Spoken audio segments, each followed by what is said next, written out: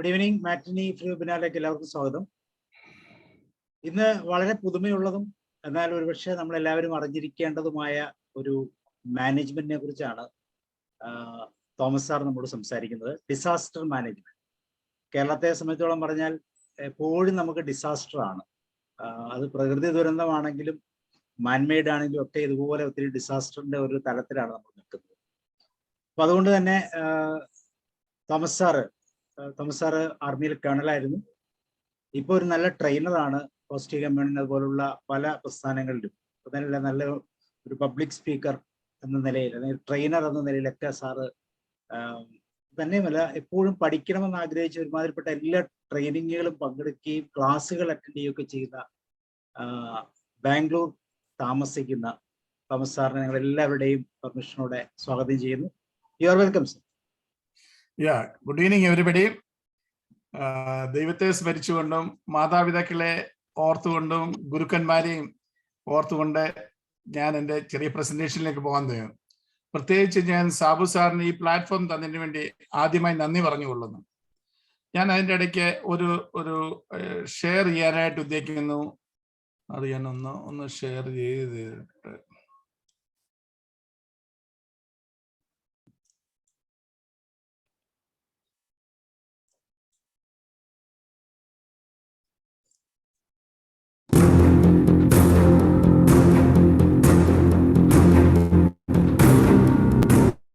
You're fishing in a lake on a nice sunny day when suddenly you begin to smell rotten eggs.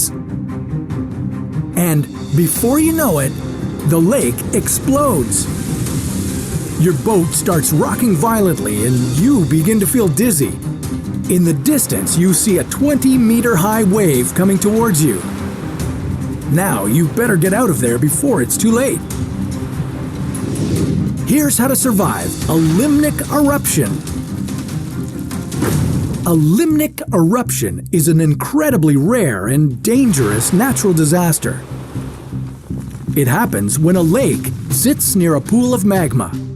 Since the magma gives off carbon dioxide, it builds up underground over time. Eventually, the CO2 bubble bursts, creating a massive explosion in the lake. When this happens, carbon dioxide gases spread everywhere, and tsunami-like waves pop out of nowhere. Luckily, this has only happened a couple of times, but when it does, the results are devastating. In Cameroon, a limnic eruption occurred in 1986, killing 2,000 people and wiping out entire communities. If you were near a lake during a limnic eruption, how would you survive? How much damage can a limnic eruption cause? How can your nose be your best chance for survival? And why can breathing be dangerous? Step 1. Smell. Before the lake erupts, pay attention to your nose. If you smell rotten eggs, that means an eruption could happen soon. Also, check to see if the water is warmer than usual. That's another sign of an imminent eruption. As this is happening, move away from the lake as quickly as possible. This will help you survive the initial blast. Step 2. Don't breathe. When the limnic eruption occurs, hold your breath immediately. The magma chambers underneath this lake are erupting millions of cubic meters of carbon dioxide. Carbon dioxide can be fine at low concentrations, but high concentrations greater than 10% will occur from the eruption. If you start breathing it in, you'll quickly pass out and die. So, hold your breath for as long as you can. Step 3. Drive away. Now that you've survived the initial blast, it's time to get out of there. Don't run away on foot. Instead, get in a car and drive away. You'll want to move fast as both the water and the carbon dioxide will cover some serious ground. Anyone within a 25-kilometer radius of the eruption will either get hit by the tsunami-like wave or suffocate from the carbon dioxide. Step 4. Get to higher ground. When you begin to drive, immediately move towards higher ground. This is the quickest and safest way to avoid the aftermath of the eruption. You see, since carbon dioxide is denser than air, it will sink to the ground and breathable air will be pushed upwards. Not to mention, reaching higher ground will also help you avoid the rushing waters. Step 5. Call for help. You're on higher ground, but now you're trapped. Below you are carbon dioxide and rushing waters from the tsunami. You'll need to call for help and might be rescued by a boat or a helicopter, depending on how severe the eruption is. Now you can finally leave these treacherous conditions.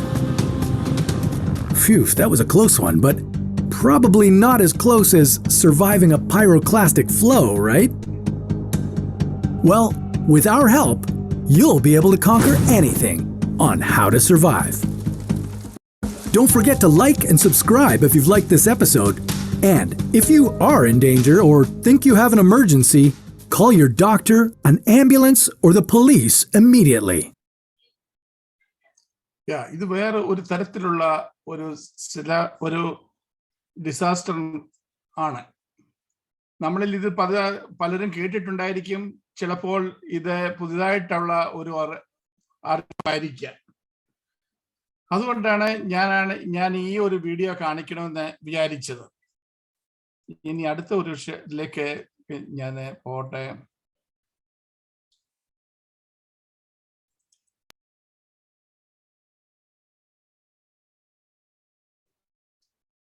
അതെ,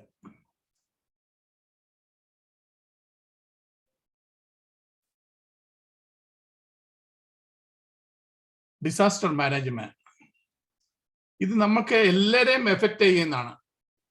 എന്നാൽ നമ്മൾ ചിലർക്ക് ഇത് എങ്ങനെ deal ചെയ്യണം എന്നുള്ളത് അറിയത്തുള്ളൂ.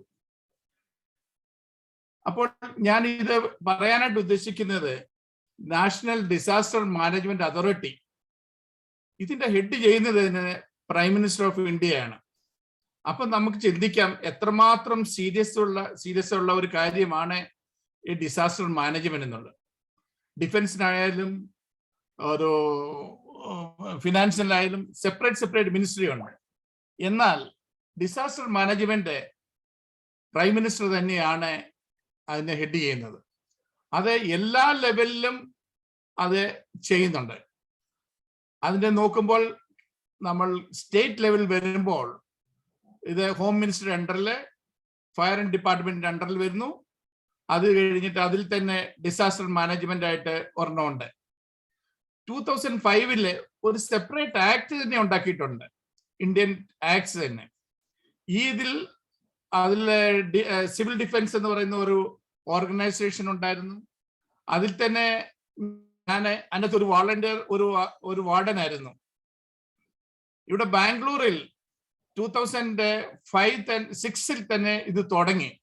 കാരണം അന്നത്തെ DGP ഇരുന്ന ഇന്ദിര മാഡം, ഇതിന്റെ ഹസ്ബൻഡും ഉണ്ടായിരുന്നു. അവിടുത്തെ ഗവർണർ തന്നെ ഒരു സിവിൽ ഡിഫൻസിന്റെ ഒരു ഫോളോവർ ആയിരുന്നു. പുള്ളി 1962 വാറിൽ തന്നെ സിവിൽ ഡിഫൻസിന് വേണ്ടി ഓർഗനൈസ് ചെയ്ത് പുള്ളി അതിനകത്ത് വളരെ ഹെൽപ്പ് ചെയ്തിട്ടുണ്ട്. അപ്പൊ അങ്ങനെ ആക്ടിവിറ്റി ആയിട്ട് ആയതുകൊണ്ട് ഈ ബാംഗ്ലൂരിൽ ഇതൊരു നല്ലൊരു ഓർഗനൈസേഷൻ ആയിട്ട് വളരാൻ സാധിച്ചു. അതിൽ ഞാൻ ബാംഗ്ലൂരിനെ തന്നെ ഉദ്ദേശിക്കുമ്പോൾ തന്നെ ഞാൻ പറയാൻ ഉദ്ദേശിക്കുന്നത്, ഇവിടെ 55 സിവിൽ ഡിഫൻസ് ഒരു ഇതുണ്ടാക്കിയിട്ടുണ്ട്. സിവിൽ ഡിഫൻസ് എന്ന് പറഞ്ഞിട്ട് ഓരോ പോലീസ് ജുറിഡിക്ഷൻ ആണ് ഒരു സിവിൽ ഡിഫൻസിന്റെ എടുത്തിരിക്കുന്നത്. ഞാൻ 43 ഒരു വാർഡനായിരുന്നു, ഒരു ഡിവിഷൻ വാർഡനായിരുന്നു. സാധാരണ ഞങ്ങൾ ഇപ്പം ബാംഗ്ലൂരിൽ തന്നെ ഞങ്ങൾ ഇത് ഏകദേശം ഒരു 5000 ആളുകൾ ഒരു വോളണ്ടറി ഓർഗനൈസേഷനിലായിട്ടുള്ള സിവിൽ ഡിഫൻസിലുണ്ട്. ഇത് ബാംഗ്ലൂർ തന്നെ അല്ല, അല്ലെ കർണാടകയിൽ തന്നെ അല്ല, അത് നമ്മുടെ ഇന്ത്യയിലെ എല്ലാ രാജ്യത്തും ഉണ്ട്. എല്ലാ രാജ്യത്തും, ഭാരതത്തിലും ലോകത്തിന് എല്ലാ ഭാഗത്തും ഉണ്ട്. ഇത് വോളണ്ടറി ഓർഗനൈസേഷനായിട്ട് എല്ലാവരും അതിനകത്ത് തന്നെ ജോലി ചെയ്യുന്നുണ്ട് എന്നാണ് ഇതിനകത്ത്. അതുപോലെ ഈ സിവിൽ ഡിഫൻസ് ഉള്ളതിനെ കുറിച്ച് ഞാനൊന്ന് പറഞ്ഞതേ ഉള്ളൂ.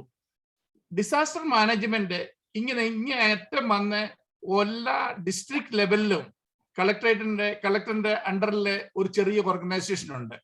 അപ്പൊ എത്രമാത്രം ഇമ്പോർട്ടന്റ് ആണ്. നമുക്കറിയാം ഇത് എത്രമാത്രം ഡിസാസ്റ്റർ എത്രമാത്രം എല്ലാരെയും അഫക്റ്റ് ചെയ്യും. അത് എപ്പം വേണേലും സംഭവിക്കാം. പലതരത്തിലുള്ള ഡിസാസ്റ്റർ ഉണ്ട്. അപ്പൊ അങ്ങനെയുള്ള കാരണത്തിലാണ് ഇത് ഇങ്ങനെ ഡിസാസ്റ്റർ തുടങ്ങിയിരിക്കുന്നത്. അപ്പോൾ ഞാൻ ഇതൊന്ന് ഇൻട്രൊഡക്ഷൻ ആയിട്ട് ചോദിക്കാനായിട്ട് പറയാനായിട്ടുള്ളത്, ഡിസാസ്റ്റർ എന്ന് പറഞ്ഞാൽ any occurrence that causes damage, ecological disruption, loss of human life, deterioration of health and health service on a scale sufficient to warrant an extraordinary response from outside the affected community or area. A disaster can be defined as an occurrence, either nature or man-made, that causes human sufferings and creates human needs that victim cannot be alleviated without assistance. Now another word on hazard. Any phenomena that has a potential to cause disruption or damage to people and their environment. When hazard involves elements of risk, vulnerability, and capacities, they can turn into disaster. This hazard may be inevitable, but disaster can be prevented. A hazard is a natural event, while the disaster is a consequence. A hazard is a perceived natural event which threatens both life and property. A disaster is a realization of this. അവിടെ നമ്മൾ നോക്കി കഴിഞ്ഞാൽ disaster രണ്ട് തരത്തിലുണ്ട്. ഒന്ന് natural disaster, പിന്നുള്ളത് man-made disaster. അപ്പൊ ഇങ്ങനെയുള്ള രണ്ട് തരത്തിലുള്ള ഡിസാസ്റ്റർ ആണ് നമ്മളെ അഫക്റ്റ് ചെയ്യുന്നത്. അപ്പോൾ നാച്ചുറൽ ഡിസാസ്റ്റർ എന്ന് പറഞ്ഞു കഴിഞ്ഞാൽ ഞാൻ ഡിസാസ്റ്ററിനെ കുറിച്ചുള്ളത് ഒരു ട്രെയിലറാണ് കാണിക്കാൻ പോകുന്നത്. കാര്യം ഇതൊരു വാസ്റ്റ് സബ്ജക്റ്റ് ആണ്. 1 മണിക്കൂർ കൊണ്ടൊന്നും കവർ ചെയ്തിട്ടില്ല. ഞാനൊരു ട്രെയിലറായിട്ട് അങ്ങൊന്നും ഇങ്ങൊന്നും ഒക്കെ എടുത്ത് ഒരു ജനറൽ അവയർനെസ് ഉണ്ടാക്കാൻ വേണ്ടി മാത്രമാണ് ഞാൻ ഉദ്ദേശിക്കുന്നത്. അതായത് അങ്ങും ഇങ്ങുന്നുള്ളത് കുറച്ചെടുക്കുക, എല്ലാവർക്കും ഒന്ന് മനസ്സിലാക്കാൻ പറ്റും, നമ്മുടെ റോൾ എന്താണ് എന്ന് മനസ്സിലാക്കാനും നമ്മൾ അതിൽ ഇൻവോൾവ് ചെയ്യാനായിട്ടും ഒന്ന് പ്രചോദിപ്പിക്കുക എന്നാണ് എൻ്റെ മെയിൻ എയിം. അതാണ് ഞാൻ ഈ ഡിസാസ്റ്ററിനെ കുറിച്ചൊന്ന് ഉദ്ദേശിക്കുന്നത്. അപ്പൊ നമ്മൾ നാച്ചുറൽ ഡിസാസ്റ്ററിൽ നോക്കിയാൽ മെട്രോളജിക്കൽ ഡിസാസ്റ്റർ ആകാം, ട്രോപ്പിക്കൽ ഡിസാസ്റ്റർ ആകാം, എൻവയറൺമെന്റ് ഡിസാസ്റ്റർ ആകാം. നമ്മൾ മെട്രോളജിക്കൽ നോക്കുമ്പോൾ ഫ്ലഡ് നമുക്ക് 2018 നമുക്ക് കേരളത്തിൽ തന്നെ ഉണ്ടായി, ഈ വർഷം തന്നെ കുറച്ചുണ്ടായി, പിന്നെ സുനാമി ഉണ്ടായി, സൈക്ലോൺ ഉണ്ടായി, hurricane, typhoon, snowstorm, blizzard, hailstorm, ഇങ്ങനെ പോകുന്നു മെട്രോളജിക്കൽ ആയിട്ടുള്ള ഡിസാസ്റ്റർ. ട്രോപ്പിക്കൽ ഡിസാസ്റ്ററിൽ എർത്ത് ക്വേക്ക് ആകാം, അല്ലെങ്കിൽ വോൾക്കാനിക് ഇറപ്ഷൻസ് ഉണ്ടാകാം, ലാൻഡ് സ്ലൈഡ് ഉണ്ടാകാം, അവലഞ്ചസ് ഉണ്ടാകാം, ഓസ്ട്രൈഡ്സ് ഉണ്ടാകാം, ആൻഡ് ലിമിക് ഇറപ്ഷൻസ് ഉണ്ടാകാം. അപ്പൊ ഞാൻ ഇതിന്റെ ലിമിക്നിക്കിന്റെ ഒരു സാമ്പിൾ ആണ് നിങ്ങളെ കാണിച്ചത്. അത് 1986 നടന്നതാണ്. ഇങ്ങനെയും ഒരു ഡിസാസ്റ്റർ ഉണ്ടാകാം ട്രോപ്പോളജിക്കൽ ആയിട്ടുള്ളത്. പിന്നുള്ളത് എൻവയറൺമെന്റൽ ഡിസാസ്റ്റർ, അതായത് global warming, El Nino southern oscillations, ozone depletions, ultraviolet radiation, solar flare, ഇങ്ങനെ പോകുന്നു എൻവയറൺമെന്റൽ ഡിസാസ്റ്റർ ആയിട്ടുള്ള. അപ്പോൾ ഇങ്ങനെയുള്ള നാച്ചുറൽ ഡിസാസ്റ്ററിലും നമ്മൾ അഫക്റ്റ് ആയാൽ എങ്ങനെയാണ് നമ്മൾ ഡീൽ ചെയ്യേണ്ടതെന്ന് നമ്മൾ അറിഞ്ഞിരിക്കണം. നമ്മൾ അതിനെക്കുറിച്ച് നമ്മൾ പ്രിപ്പയർ ആയിരിക്കണം. അതാണ് വളരെ ആയിട്ടുള്ള ഇമ്പോർട്ടൻ്റ് ആയിട്ടുള്ളത്. നമ്മൾ ഓരോരുത്തരും നമ്മൾ ഇങ്ങനത്തെ ഒരു സിറ്റുവേഷൻ വന്നാൽ എങ്ങനെ ഡീൽ ചെയ്യണം എന്ന് നമുക്കറിയണം. അതിനായിട്ടുള്ള ചെറിയൊരു അവയർനെസ് ആണ് ഞാൻ ചില വീഡിയോകളിൽ കൂടി നിങ്ങളെ കുറച്ചുകൂടെ കഴിയുമ്പോൾ വീഡിയോ ഞാൻ കാണിക്കാൻ ഉദ്ദേശിക്കുന്നു. അതിൽ കൂടെ നിങ്ങൾക്ക് കുറച്ചൊക്കെ മനസ്സിലാക്കാൻ പറ്റും. കാര്യം സമയക്കുറവുകൊണ്ടും അതിനെ എക്സ്പ്ലെയിൻ ചെയ്യാനായിട്ട് ഇല്ലാത്തതുകൊണ്ടും ഞാൻ കൂടുതലും വീഡിയോയിലാണ് ഡിപ്പെൻഡ് ചെയ്യാനായിട്ട് ഉദ്ദേശിക്കുന്നത്. ഒരു ഡിസാസ്റ്റർ ചെയ്യുമ്പോൾ നമ്മൾ ഇവാക്വേഷൻ ചെയ്യണമെന്നുണ്ടെങ്കിൽ എല്ലാ സ്ഥലത്തിലും ചെയ്യണം. സ്കൂളിൽ നടത്തണം, ഈവൻ ഹോസ്പിറ്റലിൽ പോലും ഓപ്പറേഷൻ നടത്തുന്ന തിയേറ്ററിൽ നിന്നും പേഷ്യൻസിനെ മാറ്റണം. അങ്ങനെ പലതും ഉണ്ട്. ഇനിയുള്ളത് ഞാൻ അടുത്തായിട്ട് പോകുന്നത് ഒരു ചെറിയ എൽവിനോ അതിനെക്കുറിച്ചുള്ള ഒരു വീഡിയോ ആയിരുന്നു. അത് ഞാൻ ഇപ്പൊ കാണിക്കുന്നില്ല, കാര്യം സമയക്കുറവുണ്ട്. പിന്നെ നമുക്ക് പോകാവുന്നത് മാൻമെയ്ഡ് ഡിസാസ്റ്റർ. പല രീതിയിൽ നമുക്ക് മാൻമെയ്ഡ് ഡിസാസ്റ്റർ ഉണ്ട്. ഒന്ന് ടെക്നോളജിക്കൽ, അല്ലെങ്കിൽ ഇൻഡസ്ട്രിയൽ ആയിട്ടുണ്ടാകാം, വാർഫെയർ ആയിട്ടുണ്ടാകാം. അതായത് ടെക്നോളജിക്കലായിട്ട് വരുമ്പോൾ ട്രാൻസ്പോർട്ട് ഫെയിലർ, പെട്ടെന്ന് സഡൻ ആയിട്ട് ഒരു ആക്സിഡന്റ് ഉണ്ടാകുന്നു, അല്ലെങ്കിൽ ട്രാൻസ്പോർട്ട് ഫെയിലർ ആവുന്നു, അല്ലെങ്കിൽ പബ്ലിക് പ്ലേസ് ഫെയിലർ ആവുന്നു, അല്ലെങ്കിൽ ഫയർ. ഫോർ എക്സാമ്പിൾ, നമ്മൾ ലിഫ്റ്റിൽ കൂടെ പോയിക്കൊണ്ടിരിക്കുമ്പോൾ സഡൻലി അത് ബ്രേക്ക് ഡൗൺ ആവുന്നു, അത് കറണ്ട് പോയി കഴിയുന്നുണ്ട്. ഇവിടെ ഞാനൊരു എക്സാമ്പിൾ നടത്താനായിട്ട് ഉദ്ദേശിക്കുന്നു. ഒരു 2-5 വർഷത്തിന് മുമ്പ് ഒരു ഡൽഹിക്ക് അടുത്തുള്ള ഒരു ഡൽഹിയിൽ ഒരു എന്താ പറയുന്നത്, ലിഫ്റ്റ് സഡൻലി ഓഫ് ആയി പോയി. അപ്പോഴത്തേക്ക് ആളുകൾ പാനിക്കായി പുറത്തോട്ട് ചാടാനായിട്ട് തുടങ്ങിയ സമയത്ത് പെട്ടെന്ന് കറണ്ട് വന്നു. ആ ഡോർ വന്ന് അടച്ച് ഒരാള് ഓൺ ദ സ്പോട്ടിൽ മരിച്ചുപോയി. കാര്യം നമുക്കറിയത്തില്ല എന്താണ് ചെയ്യണമെന്ന്. അങ്ങനെയുള്ളൊരു സമയത്ത് ഒരു ടെക്നോളജിക്കൽ ഫെയിലർ ആകുമ്പോൾ നമ്മൾ പാനിക്കാവുന്നു. ഇങ്ങനെയാണ് പല സ്ഥലത്തും ഉണ്ടാകുന്നത്. അതുപോലെ തന്നെ ഫയർ ഉണ്ടാകുന്നത് ഇവിടെ ബാംഗ്ലൂരിൽ തന്നെ കൾട്ടൺ ടവറിലെ ഓൾഡ് എയർപോർട്ട് റോഡിലെ 2010 5 പേർ മരിച്ചു. പക്ഷെ വാസ്തവത്തിൽ ഈ ഫയർ കൊണ്ടല്ല നടന്നത്. ഈ ഫയർ നടക്കുന്നതിന് കാരണം കണ്ടു കഴിഞ്ഞപ്പോൾ ആളുകൾ പാനിക്കായി. എന്താണ് ചെയ്യേണ്ടതെന്ന് അവർക്കറിയില്ല. അതുകൊണ്ട് എന്ത് ചെയ്യുന്ന വെച്ചാൽ അവരെടുത്ത് ചാടാൻ നോക്കും. 7 സ്റ്റോറി ബിൽഡിംഗ് ആയിരുന്നു. അവിടുന്ന് എടുത്ത് ചാടുകയാണ്. കാര്യം ജീവന് വേണ്ടി ആരാണ് കൊതിക്കാത്തത്? അവിടുന്ന് എടുത്ത് ചാടുന്നതുകൊണ്ട് അങ്ങനെ മരിക്കാനായിട്ട് വന്നുണ്ട്. പിന്നെ അതുപോലെ തന്നെ സ്റ്റാമ്പേഡ്സ്, എവിടെയെങ്കിലും ഫയർ ഉണ്ടായി കഴിയുമ്പോൾ പെട്ടെന്ന് താഴോട്ട് വരുന്നുണ്ട്, ആളുകളെല്ലാം ഒന്നിനു മുകളിൽ ഒന്നായിട്ട് വീണ് അവിടെ ആളുകൾ മരിക്കും. അതുകൊണ്ട് ഈ ഫയർ കൊണ്ട് തന്നെയല്ല ഈ ആക്സിഡന്റ് ഉണ്ടാകുന്നത്. പലതും അത് കൺട്രോൾ ചെയ്യാവുന്നതാണ്. നമുക്ക് ട്രെയിനിങ് പ്രോപ്പർലി ഉണ്ടെങ്കിൽ അതിനെ നമുക്ക് കൺട്രോൾ ചെയ്യാൻ പറ്റും. പിന്നുള്ളത് industrial chemical spills, radio active spills, നമുക്ക് പലതും കൊണ്ടാകാം. ഭോപ്പാലിലുള്ള ട്രാജഡി, അങ്ങനെയുള്ള പല കാര്യങ്ങളും നമ്മൾ നടന്നിട്ടുണ്ട്. റഷ്യയിൽ നടന്നിട്ടുണ്ട് റേഡിയോ ആക്ടിവിറ്റി സ്പിൽസിന്റെ കുറിച്ചുള്ളത്. അതുപോലെ അങ്ങനെ പലതുമായിട്ടുള്ള ഇൻഡസ്ട്രിയലായിട്ടുള്ളത് മാൻമെയ്ഡ് ഡിസാസ്റ്റർ ഉണ്ട്. ഇതെല്ലാം മാൻമെയ്ഡ് ആണ്, നമ്മളായിട്ട് ഉണ്ടാക്കിയതായിട്ടുള്ള ഡിസാസ്റ്റർ ആണ്. അപ്പൊ പിന്നെ വേറെ വാർഫെയർ, യുദ്ധം ഉണ്ടാകുമ്പോൾ ടെററിസം ഉണ്ടാകുന്നു, അല്ലെ ഇന്റർണൽ കോൺഫ്ലിക്റ്റ്, സിവിൽ അൺറസ്റ്റ്, അതുപോലെ CBRNE, അതായത് chemical, biological, radiological, nuclear explosions. അപ്പൊ ഇങ്ങനെയുള്ള പല കാരണങ്ങൾ കൊണ്ട് വാർഫെയറിലും പല പുതിയ വാർഫെയർ നടക്കുമ്പോഴും ഇങ്ങനെയുള്ള CBRNE ഒക്കെ, അല്ലെങ്കിൽ ബയോളജിക്കൽ, ഇപ്പം തന്നെ കൊറോണ തന്നെ അതിന്റെ ഒരു വിധമാണ് എന്ന് ആളുകൾ പറയുന്നുണ്ട്. എത്രമാത്രം ഉണ്ടെന്നുള്ളത് നമ്മൾ കണ്ടുപിടിച്ചിട്ടില്ല.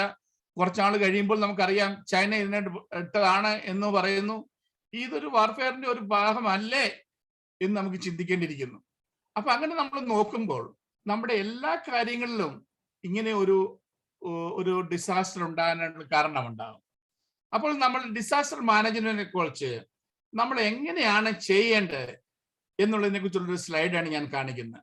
The body of policy and administration decisions and operational activities that pertain to various stages of a disaster at all levels. അപ്പൊ നമ്മൾ എല്ലാ ലെവൽസിലും ഒരു ബോഡി ആൻഡ് പോളിസി ഉണ്ടായിരിക്കണം. എങ്ങനെ വേണം, എന്ത് ചെയ്യണം എന്നുള്ളത് നമുക്ക് അറിഞ്ഞിരിക്കേണ്ടതാണ്. And applied science which seeks by systematic observations and analysis of disaster to improve measures relating to prevention, emergency response, recovery and mitigations. നമ്മൾ ഒരു ഡിസാസ്റ്റർ ഉണ്ടാകുമ്പോൾ അതിന് മുമ്പായിട്ട് തന്നെ പ്രോ ആക്റ്റീവായിട്ട് ചെയ്താൽ നമ്മുടെ ആളുകളും പ്രോപ്പർട്ടിയും നമുക്ക് സേവ് ചെയ്യാൻ പറ്റും. അതുപോലെ encompasses all aspects of planning for and responding to disaster, including both pre and post disaster activities. അപ്പൊ ഇങ്ങനെയുള്ള കാര്യങ്ങളിൽ ഒരു ഡിസാസ്റ്റർ മാനേജ്മെന്റ് വളരെ വളരെ ഇമ്പോർട്ടന്റ് ആണ്. നമ്മുടെ ഓരോരുത്തരും അതിൽ ചെയ്യേണ്ടതായിട്ടുള്ള ആവശ്യമുണ്ട്. നമ്മുടെ ആക്ടിവിറ്റി ചെയ്യണം, നമ്മൾ എന്താണ് ചെയ്യേണ്ടത്, നമ്മുടെ ആക്ഷൻ എന്താണ് അറിയാൻ വയ്യെങ്കിൽ മറ്റുള്ളവർക്ക് പറഞ്ഞു കൊടുക്കാനും ഒക്കെ നമുക്ക് അത് അറിഞ്ഞിരിക്കേണ്ടതാണ്. അപ്പൊ ഡിസാസ്റ്റർ മാനേജ്മെന്റിൽ എന്തൊക്കെയാണ് ചെയ്യേണ്ടത്? A continuous and integrated process of planning. ഒരു പ്ലാനിങ് നടത്തണം. എങ്ങനെയാണ് ഒരു ഡിസാസ്റ്റർ ആയാൽ നമ്മൾ എന്ത് ചെയ്യണം? Organising, coordinating and implementing measures which are necessary or expedient for prevention of danger or threat of any disaster. അപ്പൊ ഇങ്ങനെയുള്ളതിനെ ഒന്ന് അവോയ്ഡ് ചെയ്യാൻ വേണ്ടി, പ്രിവെൻഷൻ ചെയ്യാൻ വേണ്ടി എന്താണ് ചെയ്യേണ്ടതെന്ന് നമ്മൾ അറിഞ്ഞിരിക്കണം. അതാണ് നമ്മള് ഇങ്ങനെ ഓർഗനൈസേഷനിലെ സിവിൽ ഡിഫൻസ്, ഇങ്ങനെയുള്ള പല ഓർഗനൈസേഷൻസ് വോളണ്ടറിലി സിവിൽ ഡിഫൻസിനെ കുറിച്ച് ഞാൻ കൂടുതൽ പറയാനായിട്ട് ഉദ്ദേശിക്കുന്ന കാര്യം, ഇത് റെഡ് ക്രോസിന്റെ അതേ പവറാണ് നമുക്ക് സിവിൽ ഡിഫൻസിനൊക്കെ കൊടുത്തിരിക്കുന്നത് വോളണ്ടിയേഴ്സിന്. അപ്പൊ എവിടെ വേണേലും എപ്പോ വേണേലും പോകാം. അവർക്കൊരു ഇതുള്ളു, ഒരു യൂണിഫോം ഉണ്ട്. ആ യൂണിഫോം ഇട്ടുകൊണ്ട് ആ സമയത്ത് ഡിസാസ്റ്റർ ഉള്ളപ്പോൾ എവിടെ വേണേലും പോകാം. പോലീസുകാർ നമ്മളെ സപ്പോർട്ട് ചെയ്യും. അവര് കംപ്ലീറ്റ് ആയിട്ട് ചെയ്യുന്നുണ്ട്. ഇപ്പൊ ഇവിടെ തന്നെ ബാംഗ്ലൂരിൽ തന്നെ പല കാര്യങ്ങളിലും ചിലപ്പോൾ മഴ പെയ്യുമ്പോൾ മരം ഒടിഞ്ഞു വീഴുന്നുണ്ട്. ഉടനെ തന്നെ ഡിസാസ്റ്ററിന്റെ ഒരു ഫയർ ഡിപ്പാർട്ട്മെന്റോ അല്ലെങ്കിൽ പോലീസുകാരോ സിവിൽ ഡിഫൻസ് വാർഡനെ വിളിച്ച് പറയുന്നു, ഇന്ന സ്ഥലത്ത് ഇന്നത് നടക്കുന്നു, നിങ്ങൾ എന്ന് പ്ലീസ് ഞങ്ങളെ ഹെൽപ്പ് ചെയ്യേ. അല്ലെങ്കിൽ അവിടെ ചെന്ന് അപ്പോഴത്തേക്ക് അത് കട്ട് ചെയ്യാനായിട്ടുള്ള മെഷീൻസ് ഉണ്ട്. അവിടെ പോയി കട്ട് ചെയ്ത് ആ റോഡ് ട്രാഫിക് ക്ലിയർ ചെയ്യുന്നുണ്ട്. അല്ലെങ്കിൽ ഇവിടെ ഒരു ചെറിയൊരു സെക്യൂരിറ്റി പ്രോബ്ലം ഉണ്ട്. ഈ അടുത്തിടയ്ക്ക് ഇവിടെ ആഫ്രിക്കക്കാരൻ ഒരാൾ ഒരു പോലീസുകാരന്റെ കണ്ണിൽ കുരുമുളക് പൊടി ഇട്ടിട്ട് ഓടിക്കളഞ്ഞു. പക്ഷേ അയാളെ പിടിക്കാൻ പറ്റി. ഇന്ന ഓപ്പർച്യൂണിറ്റി തന്നെ പറഞ്ഞു കഴിഞ്ഞപ്പോൾ, ഇത് ഇങ്ങനെയുള്ള കാര്യങ്ങൾ പറഞ്ഞു കഴിഞ്ഞപ്പോൾ സിവിൽ ഡിഫൻസുകാർ ആക്റ്റീവായി അവനെ പിടിക്കാൻ പറ്റി. അതുപോലെ നൈറ്റ് പെട്രോളിങ്ങിന് പോകുമ്പോൾ കാര്യം സഫീഷ്യന്റ് പോലീസുകാർ ഇല്ല. അപ്പോൾ ഈ വോളണ്ടിയേഴ്സ് ആയിട്ടുള്ള ഈ സിവിൽ ഡിഫൻസുകാര് അവരെ പോയി ഹെൽപ്പ് ചെയ്യുന്നുണ്ട്. കാര്യം ഒരു മോട്ടോർ സൈക്കിളിലെ പോലീസുകാരൻ ഡ്രൈവ് ചെയ്യും, റിയർ മോട്ടോർ സൈക്കിളിലെ സിവിൽ ഡിഫൻസ് വാർഡന്. അപ്പൊ അങ്ങനെ രണ്ടുപേർ കൂടിയാണ് ഈ പെട്രോളിങ്ങിന് വേണ്ടി രാത്രിയിൽ പോകുന്നത്. അപ്പൊ അങ്ങനെയൊക്കെ നമുക്ക് പോലീസുകാരെയും ഹെൽപ്പ് ചെയ്യാനും അവർക്ക് നമുക്കുള്ള സപ്പോർട്ട് കിട്ടാനും ചെയ്യുന്നുണ്ട്. അതൊരു സൊസൈറ്റിക്ക് വേണ്ടി ചെയ്യുന്ന ഒരു കാര്യമാണ്. അതുപോലെ ഏരിയ ക്ലീനിങ് ചെയ്യുന്നതിന് വേണ്ടി അവരെ കൊണ്ട് BVMP-കാരെ കൊണ്ട് ചെയ്യിക്കാൻ പറ്റുന്നുണ്ട്. അങ്ങനെ പല കാര്യങ്ങളിൽ ഈ ഡിഫൻസുകാർ ചെയ്യുന്നുണ്ട്. അപ്പൊ ഞാൻ പറഞ്ഞതിന്റെ ഉദ്ദേശം, ഈ ഡിസാസ്റ്റർ മാനേജ്മെന്റ് ചെയ്യുന്നതിനുള്ള പ്ലാനിങ്ങിന് വേണ്ടി ഇത് എങ്ങനെ നമുക്ക് അവോയ്ഡ് ചെയ്യാം അതിനുള്ളതിന് ഒരു കാര്യമാണ് ഞാൻ പറഞ്ഞത്. പിന്നുള്ളത് reduction of risk of any disaster or its severity or consequences. ഇങ്ങനെയുള്ളതിന് ചെയ്യാൻ പറ്റും. Capacity building, preparedness to deal with any disaster, prompt response to any threatening disaster situation or disaster, assessing the severity or magnitude of effect of any disaster, evacuation, rescue and relief, rehabilitation and reconstruction.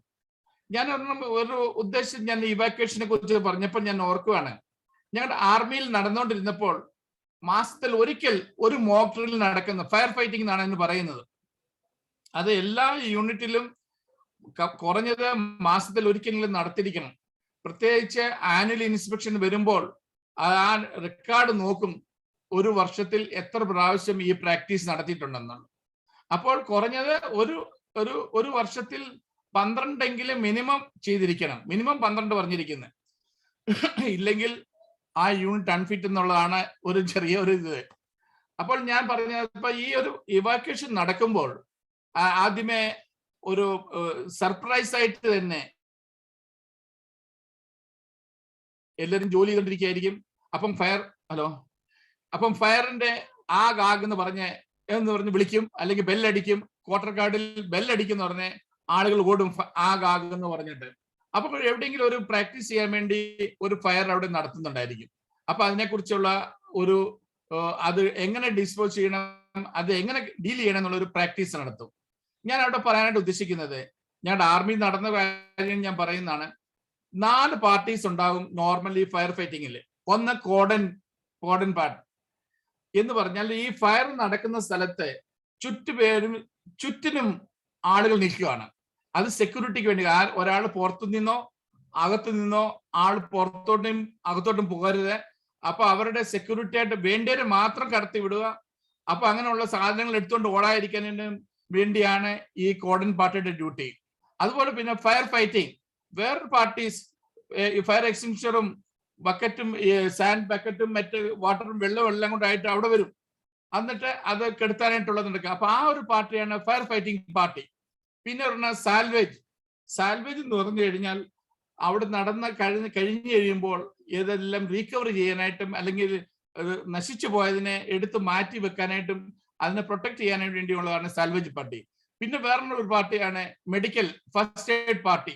ഇതിന്റെ ഇടയ്ക്ക് ഫയറിൻ്റെ അകത്ത് ഒരുപാട് പേര് ഇതായി നടന്നു കാണും.